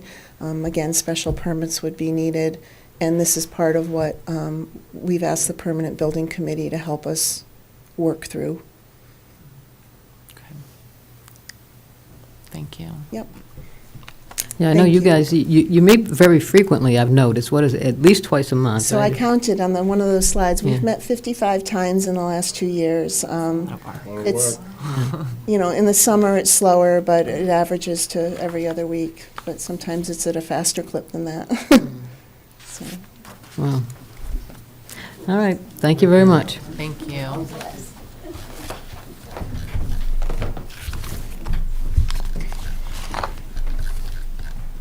Okay, next up is Christine Clancy with our ARPA project update. Good evening, here tonight to give an ARPA update. I have updated the spreadsheet, and I'll go over that to include the projects that were recently appropriated. I think it was at the October or November Select Board meeting. So as of to date, we have, of the $10.2 million, about $9.5 million has been allocated to ARPA projects. And of that, 81% of all the funds have been procured. And then of the 81%, 68% of all those procured funds have been invoiced or spent. So just as a reminder, we have until the end of December 2024 to appropriate projects, determine how all the funds would be spent, and then the timeline is we would have to have project completely closed out by December 2026. Just to go over, I guess, the spreadsheet. So this is the spreadsheet that we update monthly to report each project. Color code is as blue as completely, and then there's some red too that we'll go over that are just not procured as of yet. And so just to, without going over every single project, just to give some highlights, I know the first, a lot of the projects that were originally focused were HVAC projects, whether they're either closed out or they are just, right now, there's a lot of projects that we've awarded, but they're just right now going through the submittal phase. The equipment is coming in, and so that installation, some might happen over February, April break, but a lot of it will happen over the summer, especially in the schools. On here, we have the TAB projects, I call them, the testing and balancing. That's numbers 14, 17, 18, 19, 20, that is shown in red.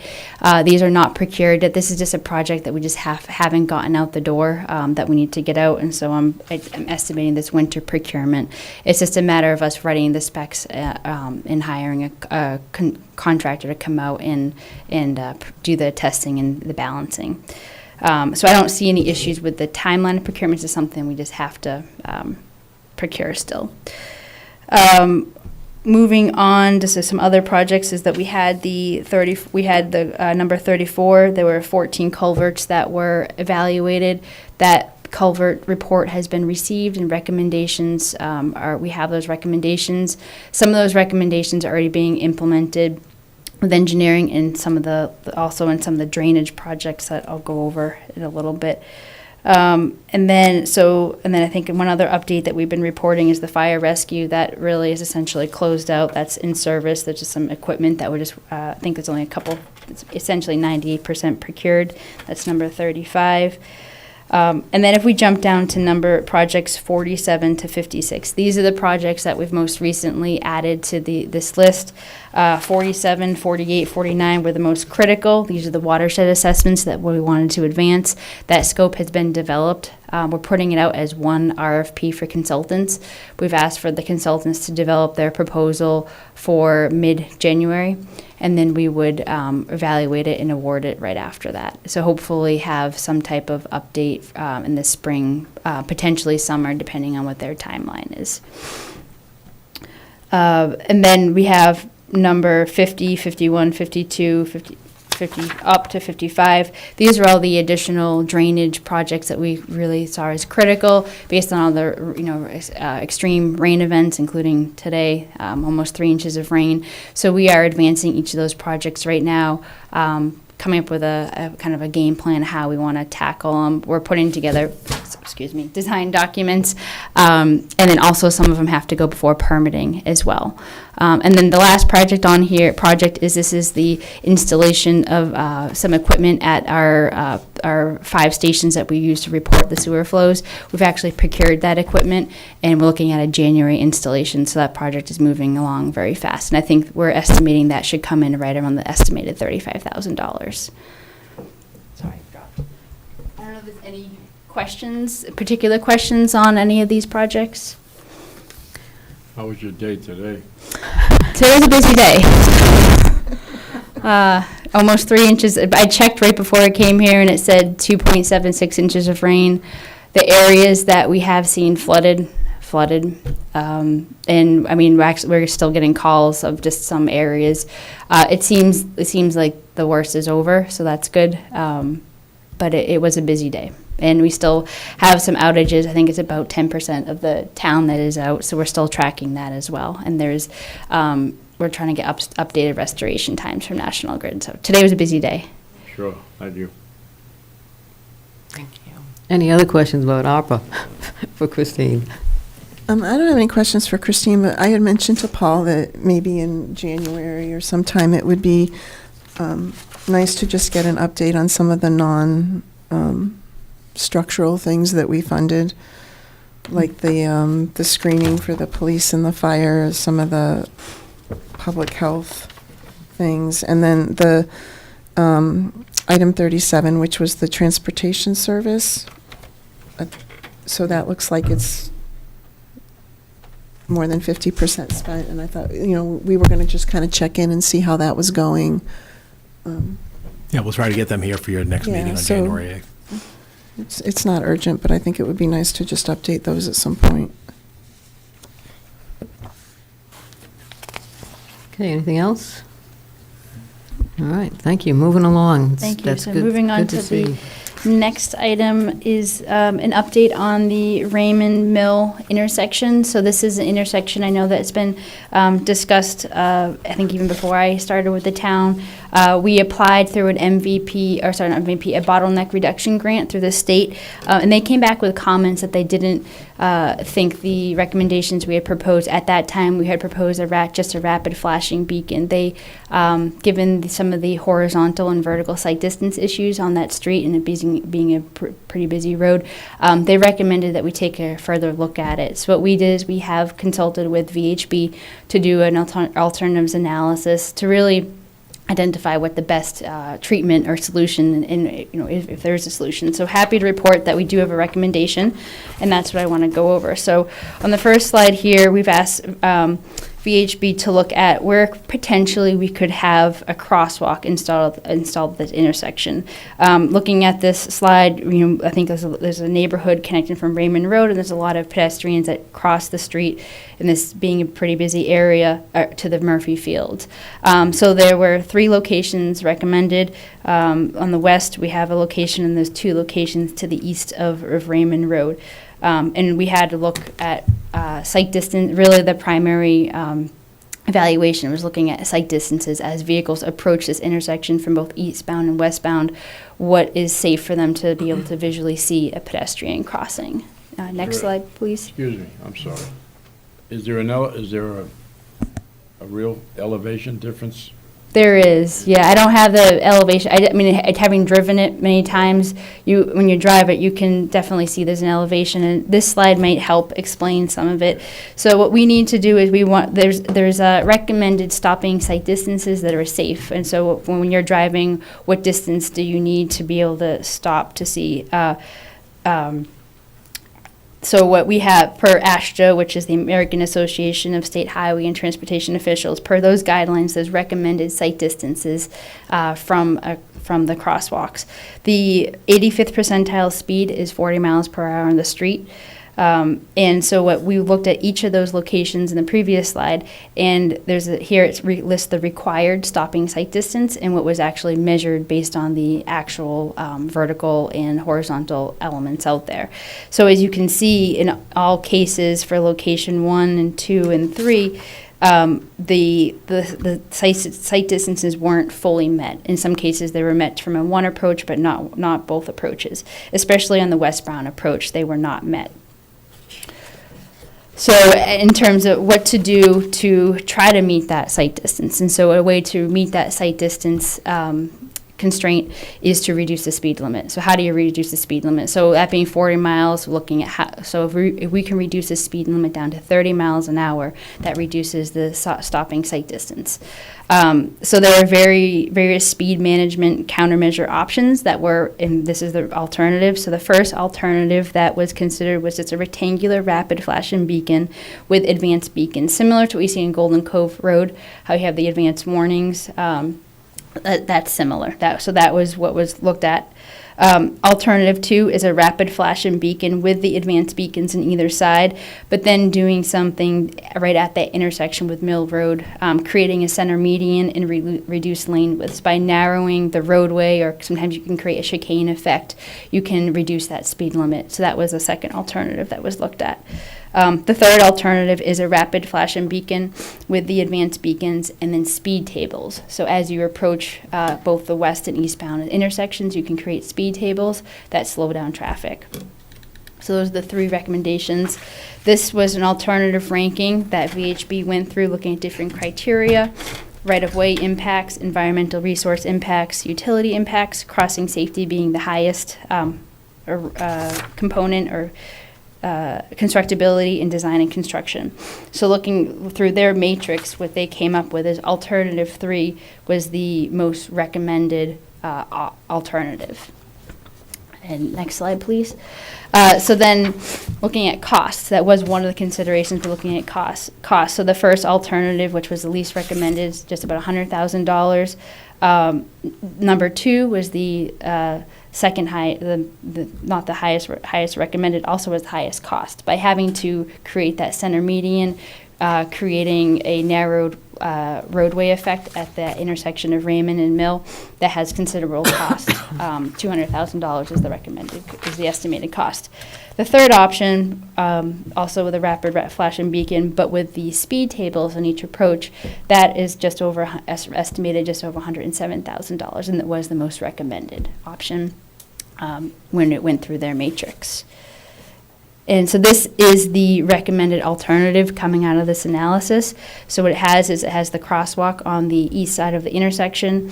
As you come from both the westbound and eastbound, there are speed tables, and these are, I guess, what I would call similar to some of the speed humps that you've seen, but they're a little more gradual, so they're not as severe, but that will slow down traffic, estimating from the 40 miles to the 30 miles.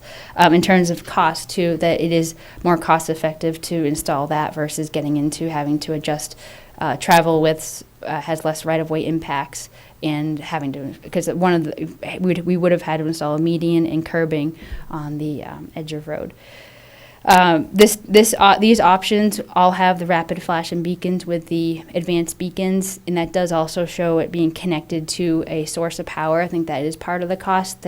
I do show the cost of about $107,000. We could also look at it being a solar option, so that cost might come down a little bit. I didn't want to carry this most conservative cost right now, just to put this in here. But our plan is to pursue this. I don't know if it would be through a grant opportunity. We might be able to incorporate this into our Chapter 90 or our capital program. Right now, we're putting together the list of roadways and sidewalks that we plan to do next year. When we get through that list, if there is some money like towards the bottom, we could also incorporate this project potentially. Especially these speed tables, these could be incorporated as part of those projects, because they do essentially that's hand-placed asphalt. And then the sidewalks that are recommended at the intersection of Raymond, that could be folded into our sidewalk project too. So these costs could potentially come down a little bit if we were to fold this into some of our overall contracts. I don't know if this, and then we do also need to advance a little bit more the right-of-way impacts right at Raymond. So that's part of the next steps too, is to understand exactly how the how the ramps fit in, just to see if there's any temporary or permanent construction easements. That's what we're just looking into as well. But the good news is there's an alternative that is recommended, and we would, so our plan is to pursue this, and we can, I guess, come back. I think it's probably later this winter, maybe February, when we plan to propose our paving list. So by then we would know if we would be able to incorporate this into that plan as well. And we will also look for grant opportunities. I just don't see anything right now. I know there's a bottleneck reduction grant, but we were thinking of something along, I think, Harvey and Boston Road. We have an opportunity there that we're planning to submit. So I was thinking this could probably be folded more into the capital and the Chapter 90 program, unless I could find some other grant opportunity. Okay, any questions for Christine about this recommendation? I mean, that is a very tough area, right? It is, yes. I think it's good that we've taken, this is like a very thorough look at the options and Yeah, needs to be addressed. VHB did a great job, I think, going through the analysis. It was, they did exactly what we asked them to do, and it was very clear to follow their report. And I think it's evident, having gone through the alternative, that this is clearly the most cost-effective. It seems like a safe option. I didn't like the first option where there was less, you were just relying on the rapid flashing beacons, and that was some of the feedback we got from the state. So here we have other measures, the speed tables that would be at each approach. So as far as the speed limit, the posted speed limit on Mill Road now is 40, is that right? So the speed limit's 40, so that's something that we do need to also further discuss with our traffic committee. We're actually meeting tomorrow, so we'll talk about advancing that. I don't know if we could, I guess we could potentially post 30 in a certain stretch. I don't know what that stretch would be. You'd so have to get the that's state something approval to post 30, and they would do the 85th percentile, which is 40 miles an hour. right. That's the problem. Well, what about the fact that that's, near a school and near these soccer fields, like we did on Carlisle Street by, what used to be the East School? We have that 20, short 25 mile an hour section. Don't we also have a ton of slow down signs when you get up towards that other street? I know that I feel like the people that live up there have complained over the years, and there's been signs installed for. You're right. We Up to when you get up closer to 129 on that end. Can't you designate certain areas as 25 miles an hour? We did designate areas up by the Highland Right. Park and so Yeah. forth as 25. We can look. Yeah, and I thought the requirement was it had to be by a park or a school or something Yeah, we like can that. check. I mean, yeah. Yeah, we can look into it, and you might be right in that if you designate it as I think you can designate it as 25 miles. I don't think we can say it's 30, so that's something to advance. The measures, I guess, will reduce the speed, but you're right that we also should look at the posting of that speed in this Sure. area. Yeah. Okay. Anything else? All right, on to the next one. All right. So to continue, so now we're talking about sewer flows. So we do track the monthly sewer flows, and I've been tracking this monthly in looking also at the rainfall amounts. What is shown here is in the gray, or it might be seen as gray, that is the total Chelmsford flow, and then the red that is shown is the total flow with Chelmsford and Tingsboro. And then the green line is if you take our total flows, allotted flows, and on a daily average, it comes out to 87 million gallons a day. So if we exceed that in a month's time, we've exceeded that flow. So looking back at the last 11 months, we've exceeded the flow by 8 months. As you can see, all the areas that are just above the green. Just this month, we were just under our flow of 8, so it's 86.96. Going back to July of 23, that's when we had 15 inches of rainfall, and that was where it really peaked. We did have a rainy summer. We have had a couple of dry months, so I think the groundwater levels have subsided. And so looking at November, October, it was about 2 inches of rainfall for each of those months. So that's where we start to see our flows go down. We did have a very wet day today, more rain today than we've had in the total month of November. So we'll continue to monitor these flows. But I think what it shows here is that we're at capacity, or if it rains, we're above capacity. We did do another round of there was a flyer that went out town-wide. I think people are calling DPW, calling it the urgent flyer, because we said if you have a sump pump, please call DPW. We did get over 150 calls on that, so we do have a list. So we're starting doing pre-inspections just to make sure that they qualify, because some people are calling not even knowing if they have a sump pump. They're confusing it with grinder pumps, or some people are calling and clearly those sump pumps discharged to the outside, so that they wouldn't be eligible. So we are advancing that inflow removal program. That is one measure, and then also advancing the original flow, through the II study, the $700,000 project, I call it, but the 200 manholes that will line that will also take some of the inflow out of the system. That's what we have right now as a short-term solution.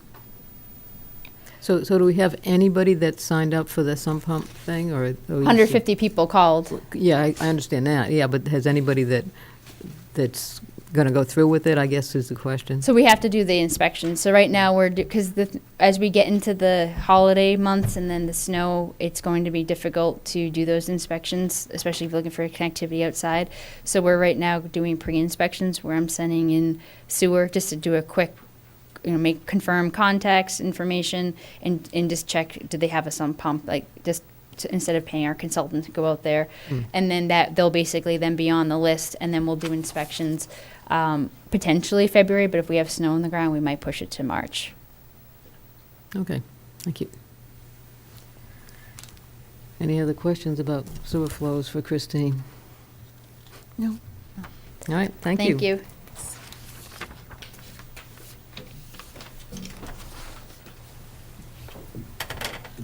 Okay, next thing on the agenda, you remember that last September we did receive a petition from Doreen Deschler about the MBTA zoning law requirement. I thought we should talk about this again to decide how we're going to move forward, if we're going to move forward. Thank you. Thank you. Thank you. So I did tell Doreen that she could come and make a presentation with any new information she might have before we would then begin our discussion. Well, Brian and Chris basically said everything that I was going to talk about, the Holden court case that was dismissed. And you've got the paper in front of you with that. It was in the paper, and I printed it up for you.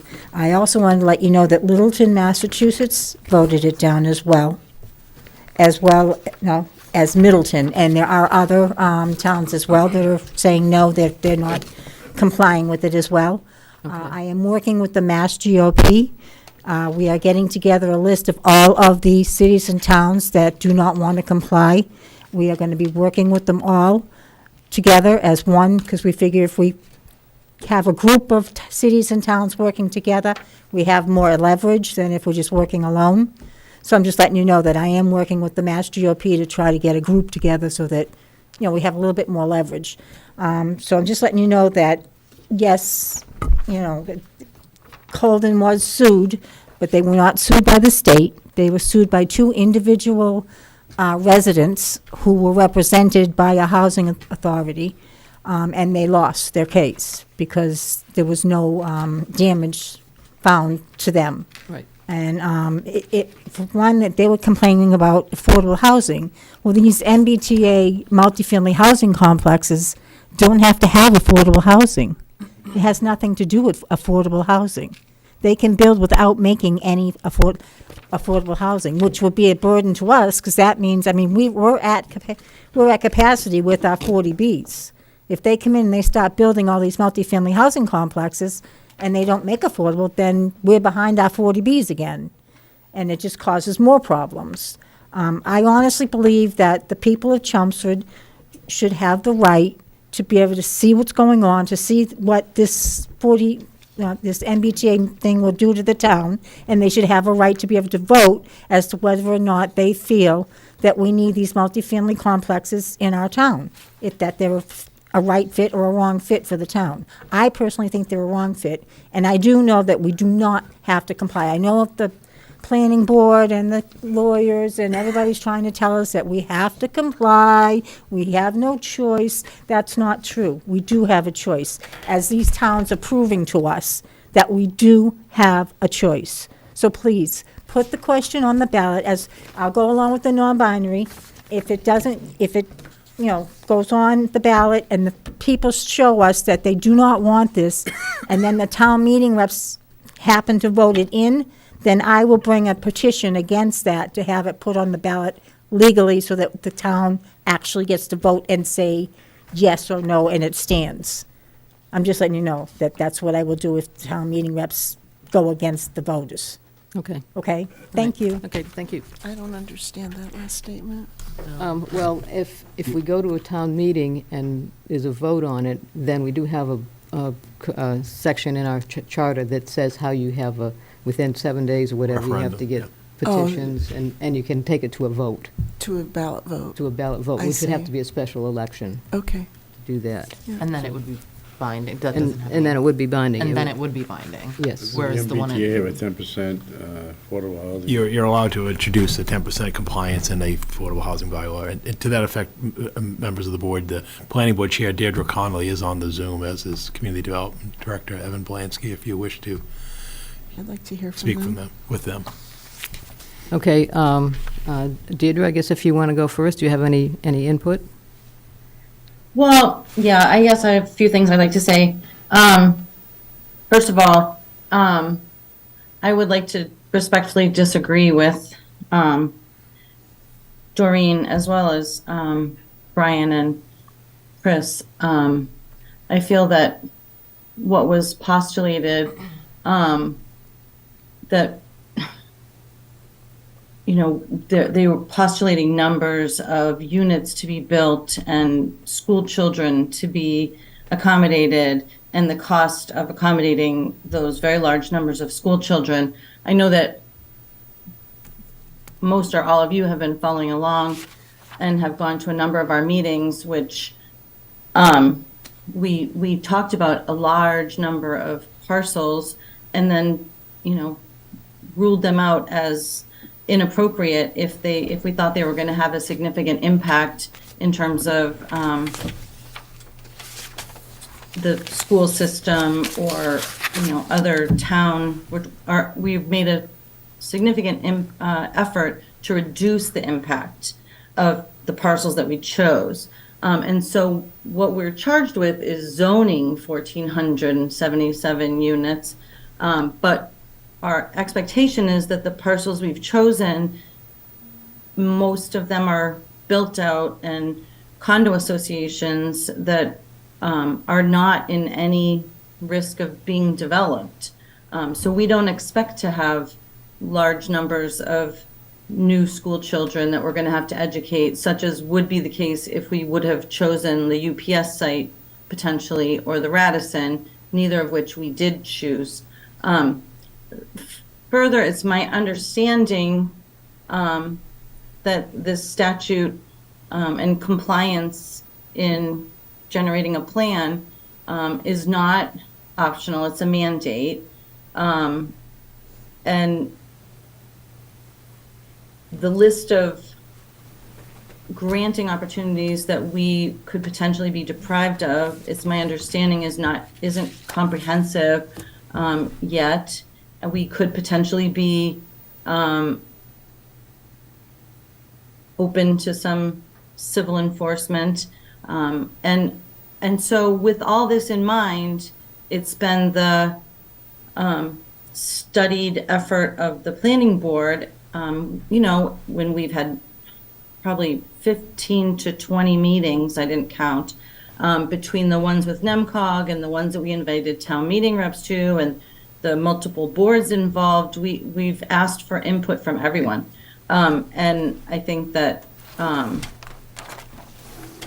the the parcels that we've chosen will not, we've chosen them specifically so they wouldn't have a significant adverse impact. And then my final point is that, as Paul said, we do anticipate having a mandated 10% affordable housing as part of the development plan, so that anything that did get built would be required to contribute 10% of affordable housing. So we wouldn't be in danger of going under our 40B threshold. Doreen, she didn't speak over you, please, So would those numbers contribute to our 40B numbers? if they were Yes, they affordable. would. If they were affordable. The 10% that are affordable would contribute to our 40B numbers. Deirdre, was the planning board also looking at putting an affordable requirement in that was greater than 10%? We did not submit that on our plan, because we have to do a feasibility study, and that wasn't able to be done in the timeline that we were meeting in order to bring this to town meeting and leave ourselves room if we have to come back. So we were told that we could amend our proposal once that study gets done. But frankly, if you look at the parcels, there's so few real opportunities to build, and there's nothing in there about anything 5 stories, by the way. They would be subject to the general town zoning. So we don't have any zoning in town that allows 5 stories by right. Anyway, so I think that we had decided that it didn't rise to the need to do the feasibility study because the cost of the study would exceed the cost of building the units, because we don't expect to build the units, if that makes sense. Is that right, Evan? We have, good evening. We have asked NIMCOG as part of the annual District Local Technical Assistance call for proposals. We have put in a request for NIMCOG to do the feasibility study at 15%. We're just not sure of the timing on that. I think what people are missing also is that the development is privately, it's not public funds, and I thought maybe I misunderstood what somebody mentioned earlier. But it's privately built and owned by, in this case of the North Campus, it's, Okay, I understand what you're saying and what everybody else is saying, but the question for us is whether we want to put this question on the ballot, not whether we want this. I'm just trying to bring up a point. I That it was understand. brought up that we were going to have to spend all this money and to get back a much lesser return. And I just wanted to make sure, maybe I misinterpreted what was said. But it's going to take me 3 seconds to say it. Okay. All right, well, go ahead then, but, go ahead, and then I'll make my point. And I'll give you more than 3 seconds. So, like, for example, the Mass Campus it's going to be purchased by private money, and it's going to be constructed with private money.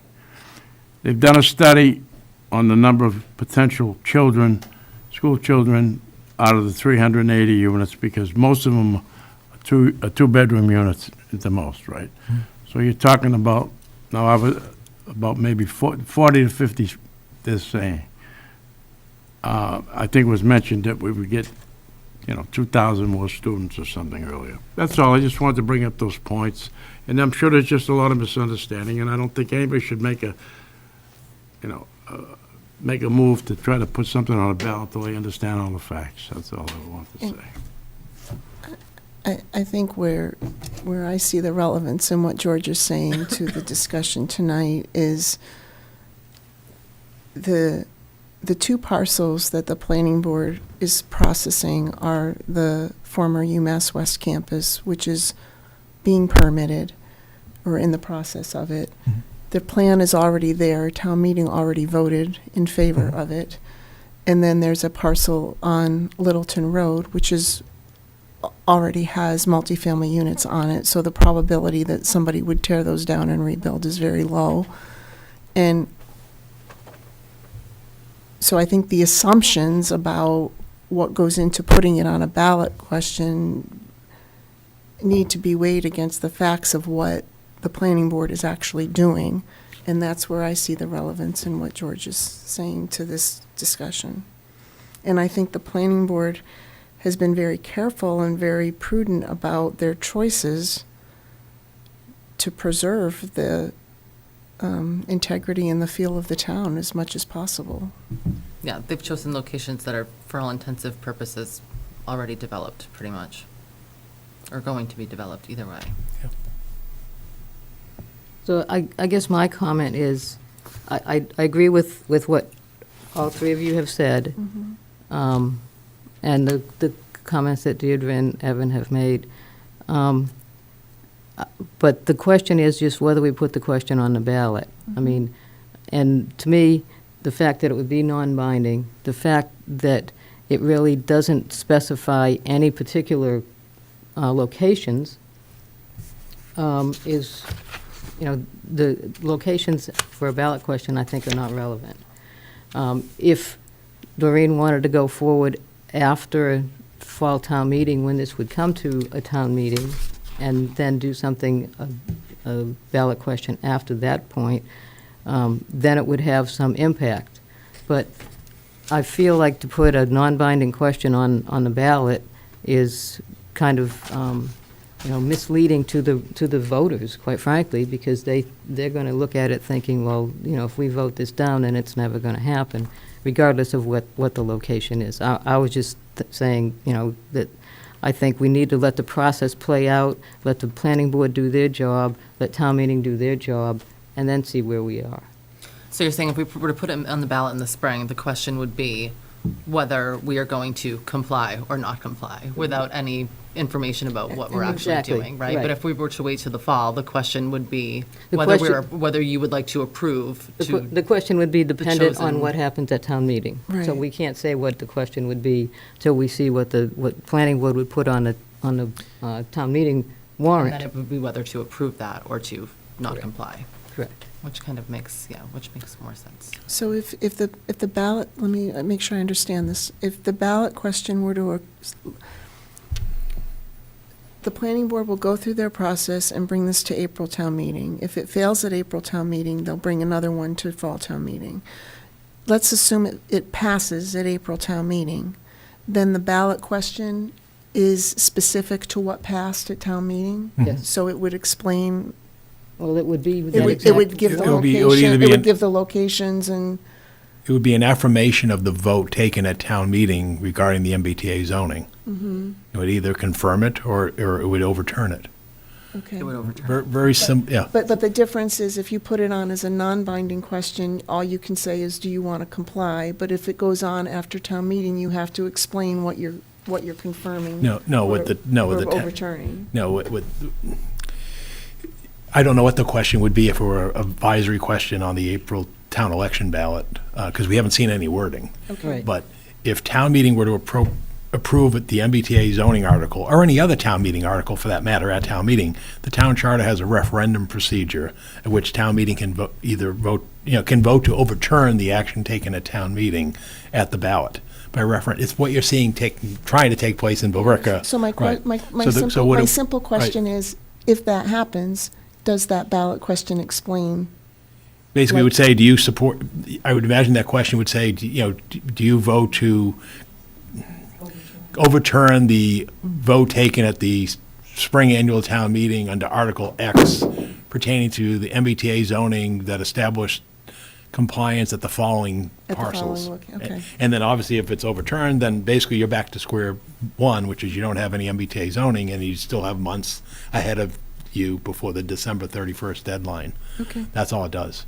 Basically, it's an overturning of the town meeting action. I think Basically, it's a Evan referendum might have raised at town his meeting. hand. Did you raise your hand to speak, or did you raise your hand to? Yes. Okay.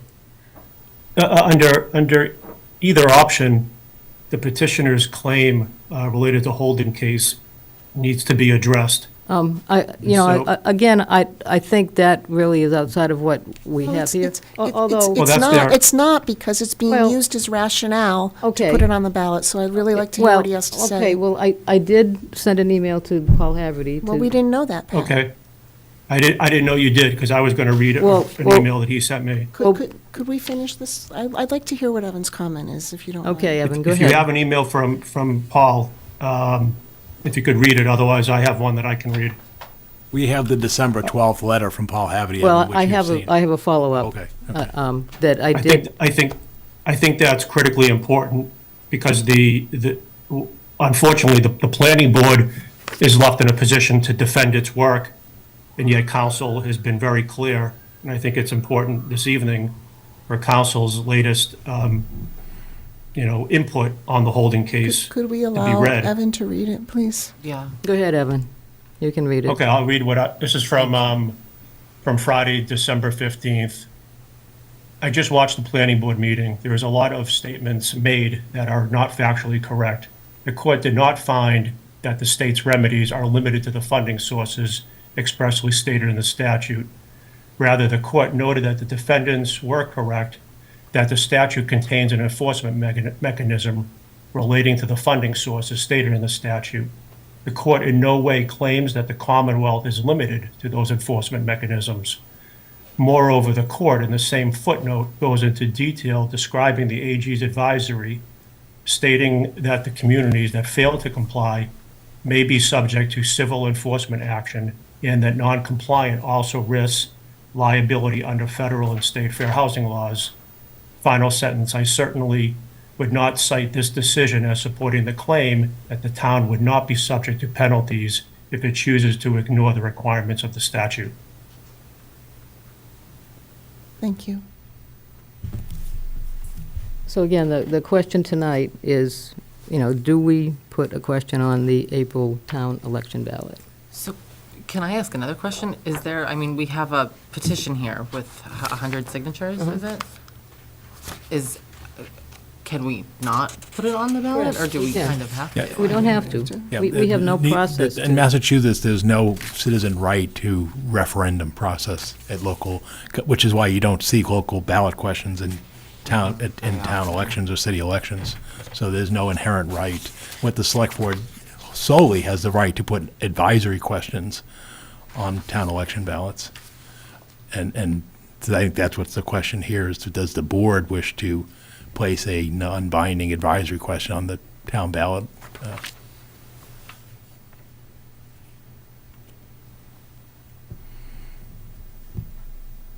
And you were not supportive in support I of am that. not supportive, correct. And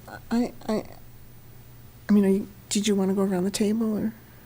Well, I think anybody have anything more they'd like to add? I'd like to hear. I was gonna let you go first, ahead. Erin. You go first. You go ahead, Virginia, please. No, I'm in a similar place as Pat, and I think what I would also just like to do, so that we're closing the loop and making sure we're dealing in the total facts, is have council look at the handouts from Ms. Deschler and the handout from Chris Bowman, and just give us some commentary on that, so that we at least give it its due process. But sitting here right now, I'm not in favor of putting it to a non-binding vote. I think the planning board has really been working through the process. They've had a lot of public input sessions, town meeting rep input, and I think I'm in agreement with Pat. I think that process needs to play out. We don't even know yet if the state's going to approve what they submitted, so I think it's just premature to start putting it on the ballot. George or Aaron, any further comment? Well, I'd like to hear Paul Haverty's remarks to the new information tonight. the information that we received this evening, Yeah. And I also believe that I would vote against it at the moment, not because I'm not really for it. I just think that, I don't think everybody has the information that they need to really make a legitimate decision. I think there's a lot of people who are confused. And that's only my opinion. Yeah, I agree. I would like to hear more from Paul also. I'm having a little bit of trouble with the kind of contradictions on the legal ramifications that we're hearing. So I'm struggling with that a little bit. I am curious what would come back on a ballot, but I do think it's, to George's point, voter turnout is low, first of all, so you're only going to get 10% of the town that will tell you how they feel about it. And without having the options that the planning board have worked so hard to put together, I'm not sure that that it would be valuable feedback, actually. So I'm struggling a little bit with that. And I'll just also say, I have a hard time getting behind this when we put this project in the hands of the planning board as the lead organization. And I have a hard time just circumventing that when they're not yet behind this. Well, I So- think we put it in their hands because we told them we have to do this, Well, right? no, it's So- their, Yeah. but they're the lead on this, so. Yeah. Yep. Okay, so I will see if we can get Paul Haverty to come in person at our next meeting and provide feedback on these documents that we received. That would be great, thank you. today. All right. Paul, I think the next one is yours. Thank you, Madam Chair. This pertains to the provision of paid military leave to police patrol officers. Chief Spence has informed me that we have one confirmed military leave by a patrol officer and two that are expected in the near future. And the question arises in terms of compensation while they're called on leave. The town has never adopted the provision of state statute that provides for the town to make whole a public or municipal employee who's called into active military service. And in most cases in the past, where it was a patrol officer and so forth, they were generally newer officers, and therefore there really wasn't a pay disparity. We're now at a case now where veteran officers are being called in, and there would be a loss of pay. So when the request came, I sat with Chief Spence and looked at the town's options on this situation. We confirmed the town did not adopt the statute, and then we looked at the bargaining situation. We did see that it had been bargained in the public safety side with our firefighters union. That Article 39, military leave of the collective bargaining unit with the firefighters contract, provides that employees who are assigned to active military duty to meet the minimum requirements of their commitment shall be entitled to receive additional monies from the town so that they will not suffer any loss from their weekly compensation as provided under the collective bargaining agreement.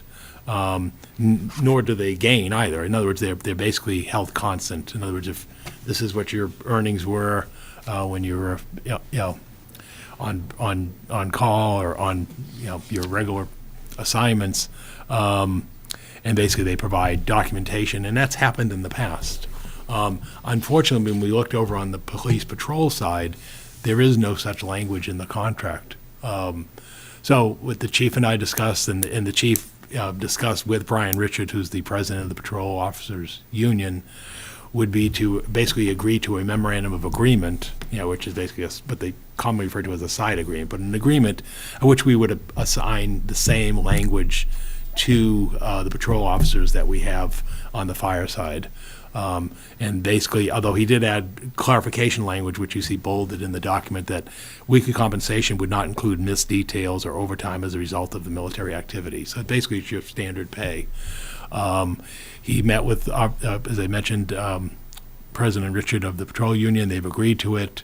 What I put this on the agenda is prior to me signing it, I need the board's approval to have the authority to enter into that agreement. So how that would happen is we'd sign the memorandum of agreement, and then when the next time the contract document is updated, we would insert it in formally into the collective bargaining agreement on the patrol side. So it's kind of surprised that it wasn't there, quite frankly, given that we went through, think about the town, you went through, 9/11, the immediate aftermaths and so forth. But again, in speaking to, Chief Spence, he thinks that the reason why it never surfaced before is because there wasn't a, disparity. So basically that's what we're looking for.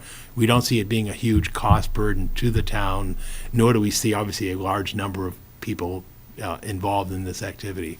So again, we're looking at this case, three officers, probably for about a year period of deployment. So I would ask the board to grant me that authority to enter into a memorandum of agreement with the patrol officers to provide, language to provide military leave compensation differential during their deployment. Yeah, I'm actually surprised that it's not required by the federal government. Yeah. It's like most things, the state, see, this is the Massachusetts thing. It's the same thing like parental leave. The Massachusetts adopted parental leave several years ago, for businesses, but they didn't apply it to government. And the reason it all goes back to Proposition 2.5 and the unfunded mandates. Because if the government mandates this, then they have to pay the communities, which is what you see happening with the elections, with the early voting stuff. When the state says, yeah, you've got to do early voting, then they cut you a check. That's what happens with parental leave, and this is what happens with military leave. They leave it as local option, and therefore, if it's local option, then the state doesn't have to fund it. So that's sort of the explanation as well, why isn't it mandatory? Did you say that this is standard? This is common, yeah. This is common in most communities, yeah. Well, and it's common in the private sector. In the private sector as well, yeah. Now, does this also count towards long-term deployments? Yeah, I mean, it counts to credible service, so they don't lose credible service, on their career and towards their pension and retirement and so forth. Well, you're talking about if they get deployed overseas. Yeah. Do you pay them for the whole year? Yes. Yes, the differential for the year, yes. So that's what's happening in this case. So, more commonly you'd see it more in their, they get called the National Guard, they're out for a few weeks. Like ROTC. But this is now when they get deployed, and like I said, we have one who's being deployed and two that are expected very shortly. The official notice, but they've pretty much been told they're going.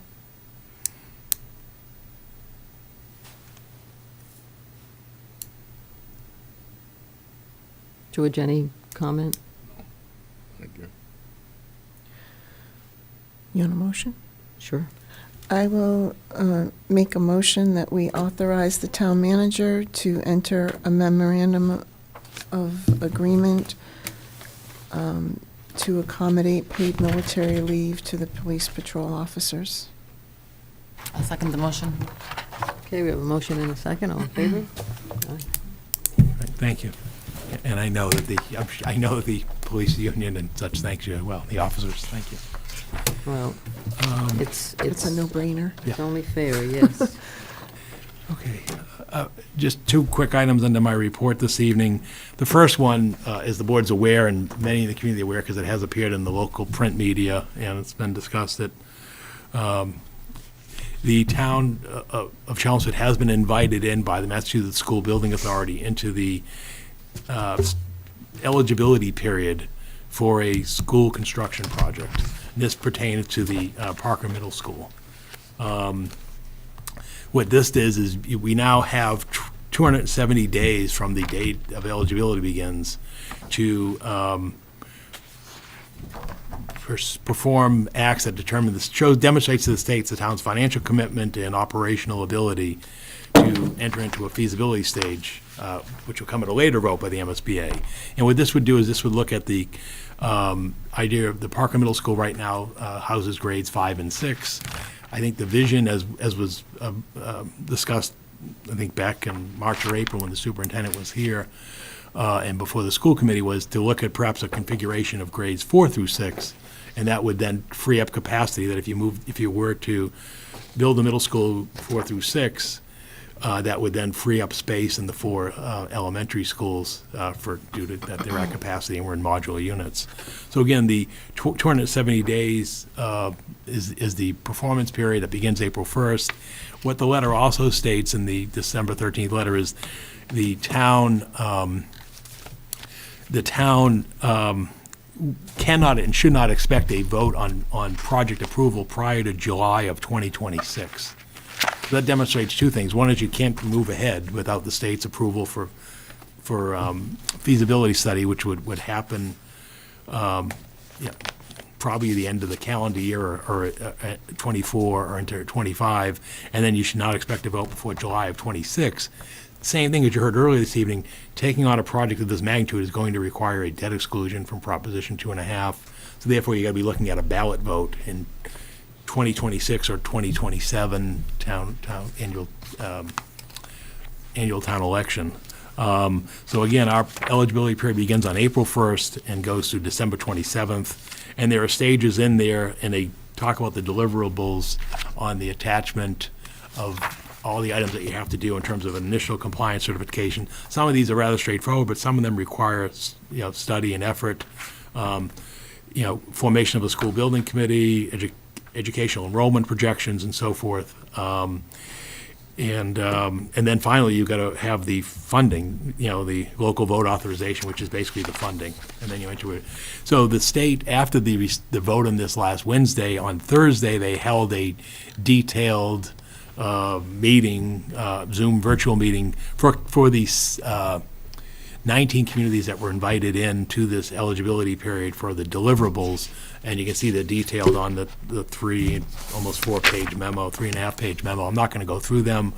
I just wanted to inform the board that basically our clock doesn't start ticking. It doesn't start ticking until April 1st, and then runs to the end of the calendar year. I think we're after this period of time, the community has the benefit. You have a superintendent of schools who has experience in his prior employment in doing building projects. I've been involved with building projects in my career. We have people in the community who, the last time a building project was attempted in Chelmsford was 20 years ago, who are still around from that effort. And we also have a permanent building committee, which will contribute as well, because that was the genesis and basis of forming a permanent building committee, was to having the qualified and experience going in. And basically, part of the building committee for this project requires certain threshold criteria for people that have to be on the committee, and then you can have others. So that's how this process works in terms of logistics. So I know Dr. Lang will be giving this similar materials and update to the school committee tomorrow evening. And then again, as we begin the new year, you'll start seeing the efforts unfolding with discussions and presentations in the community, and I expect that ultimately a town meeting. Again, we're not guaranteed eligibility into the project. We have to complete all these actions, as I said, doing the enrollment projections, forming the committee, demonstrating the state our maintenance plans on our existing buildings, and then also getting the vote to do the feasibility study. My guess at this point, and we're trying to get numbers from recent communities, but you're probably looking at $1.5 million to do the feasibility study, because what you have to do is you have to bring on a project manager, go through the different alternatives that meet the state criteria for school projects, and then obviously debate those, discuss those publicly, settle upon one, perform all the due diligence on that, and then submit it to the state, that funding eligibility. So that's why when you get to that stage, it is costly to get there. So that's where we are at this point in time, as I said, on something that's really just happened since our last meeting. We know the state generally makes their decisions in December, and they did. But there are a lot of we had been turned down for the past 5 years, four on the high school, and then a year ago for the middle school, and then this year we've been invited in. And as you saw, the list of communities also includes the town of Westford for an elementary school, and then, as I said, 17 other communities across the Commonwealth.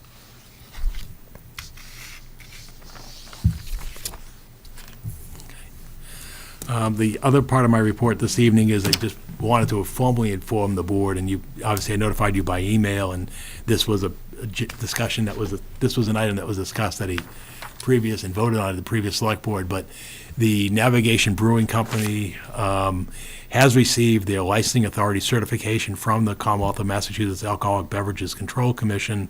That was issued on December 8th, 2023.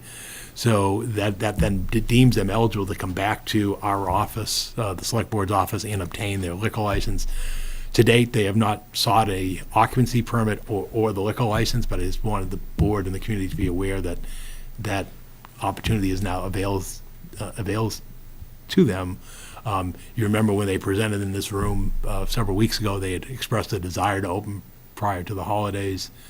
Well, we're at December 18th, and I guess we fulfilled our end of the bargain in terms of the timely submission to the state, and then the state turned around the approval. So that's where things stand, and we'll keep you updated as that transpires. Okay, thank you. So we have a couple of appointments this evening. First one for the Center Village Master Plan. Nancy Arroway has applied for a position there. Has the board always appointed that committee? That's what I'm told by staff. Okay. I kind of shook my head too. I thought it was a manager appointment, but their research shows it's a select board appointment. Okay. All right. And also for the, go ahead. I'll make a motion to appoint Nancy Arroway to the Center Village Master Plan Committee for the 3-year term ending June 30th, 2025. I'll second the motion. We have a motion and a second. Any discussion? All in favor? Okay, and the other part of that was the remaining steering committee members. Virginia will be the select board representative. And Susan McKinnon sent me an email and asked that her name be, that K be a lowercase. Oh, it is? Okay. Yes. I apologize. Yeah, so if you could keep an eye on that. I'm usually, okay. So it's okay, so it's MACKINNON, no capital. Okay, Correct. Thank you. Yep. Huh. All right, so I guess the only other missing one then is the Housing Advisory Board. And they haven't met since October, so I think we could. We just get going. We get going, and hopefully when they meet, they can, designate a member and they can join. Okay. All right, and now you do have an appointment. Yeah, I just have the appointment to the Historic District Commission, and this is Lisa Grasso, who served as the alternate member, is now seeking to fill the vacancy as a full member. So I would seek your confirmation to appoint Lisa Grasso to the Historic District Commission with a term ending June 30th, 2024. I'll make a motion to approve the town manager appointment to the Historic District Commission for Lisa Grasso for the 3-year term ending June 30th of 2024. I'll second the motion. Okay, we have a motion and a second. All in favor? Okay, thank you. And we have a set of minutes.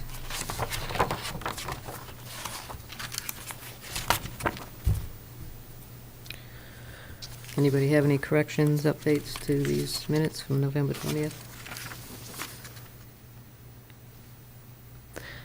I will make a motion to approve the Select Board regular meeting minutes for November 20th, 2023. I'll second the motion. Okay, we have a motion and a second. All in favor? Aye. Okay. All right, that's it. Okay, next we're down to our liaison reports and referrals. George, do you have anything? No, I just want to wish everybody a Merry Christmas, Happy Holidays, Healthy Holidays. Thank you. Okay, thank you. Aaron? Same here. Merry Christmas. Okay. Virginia?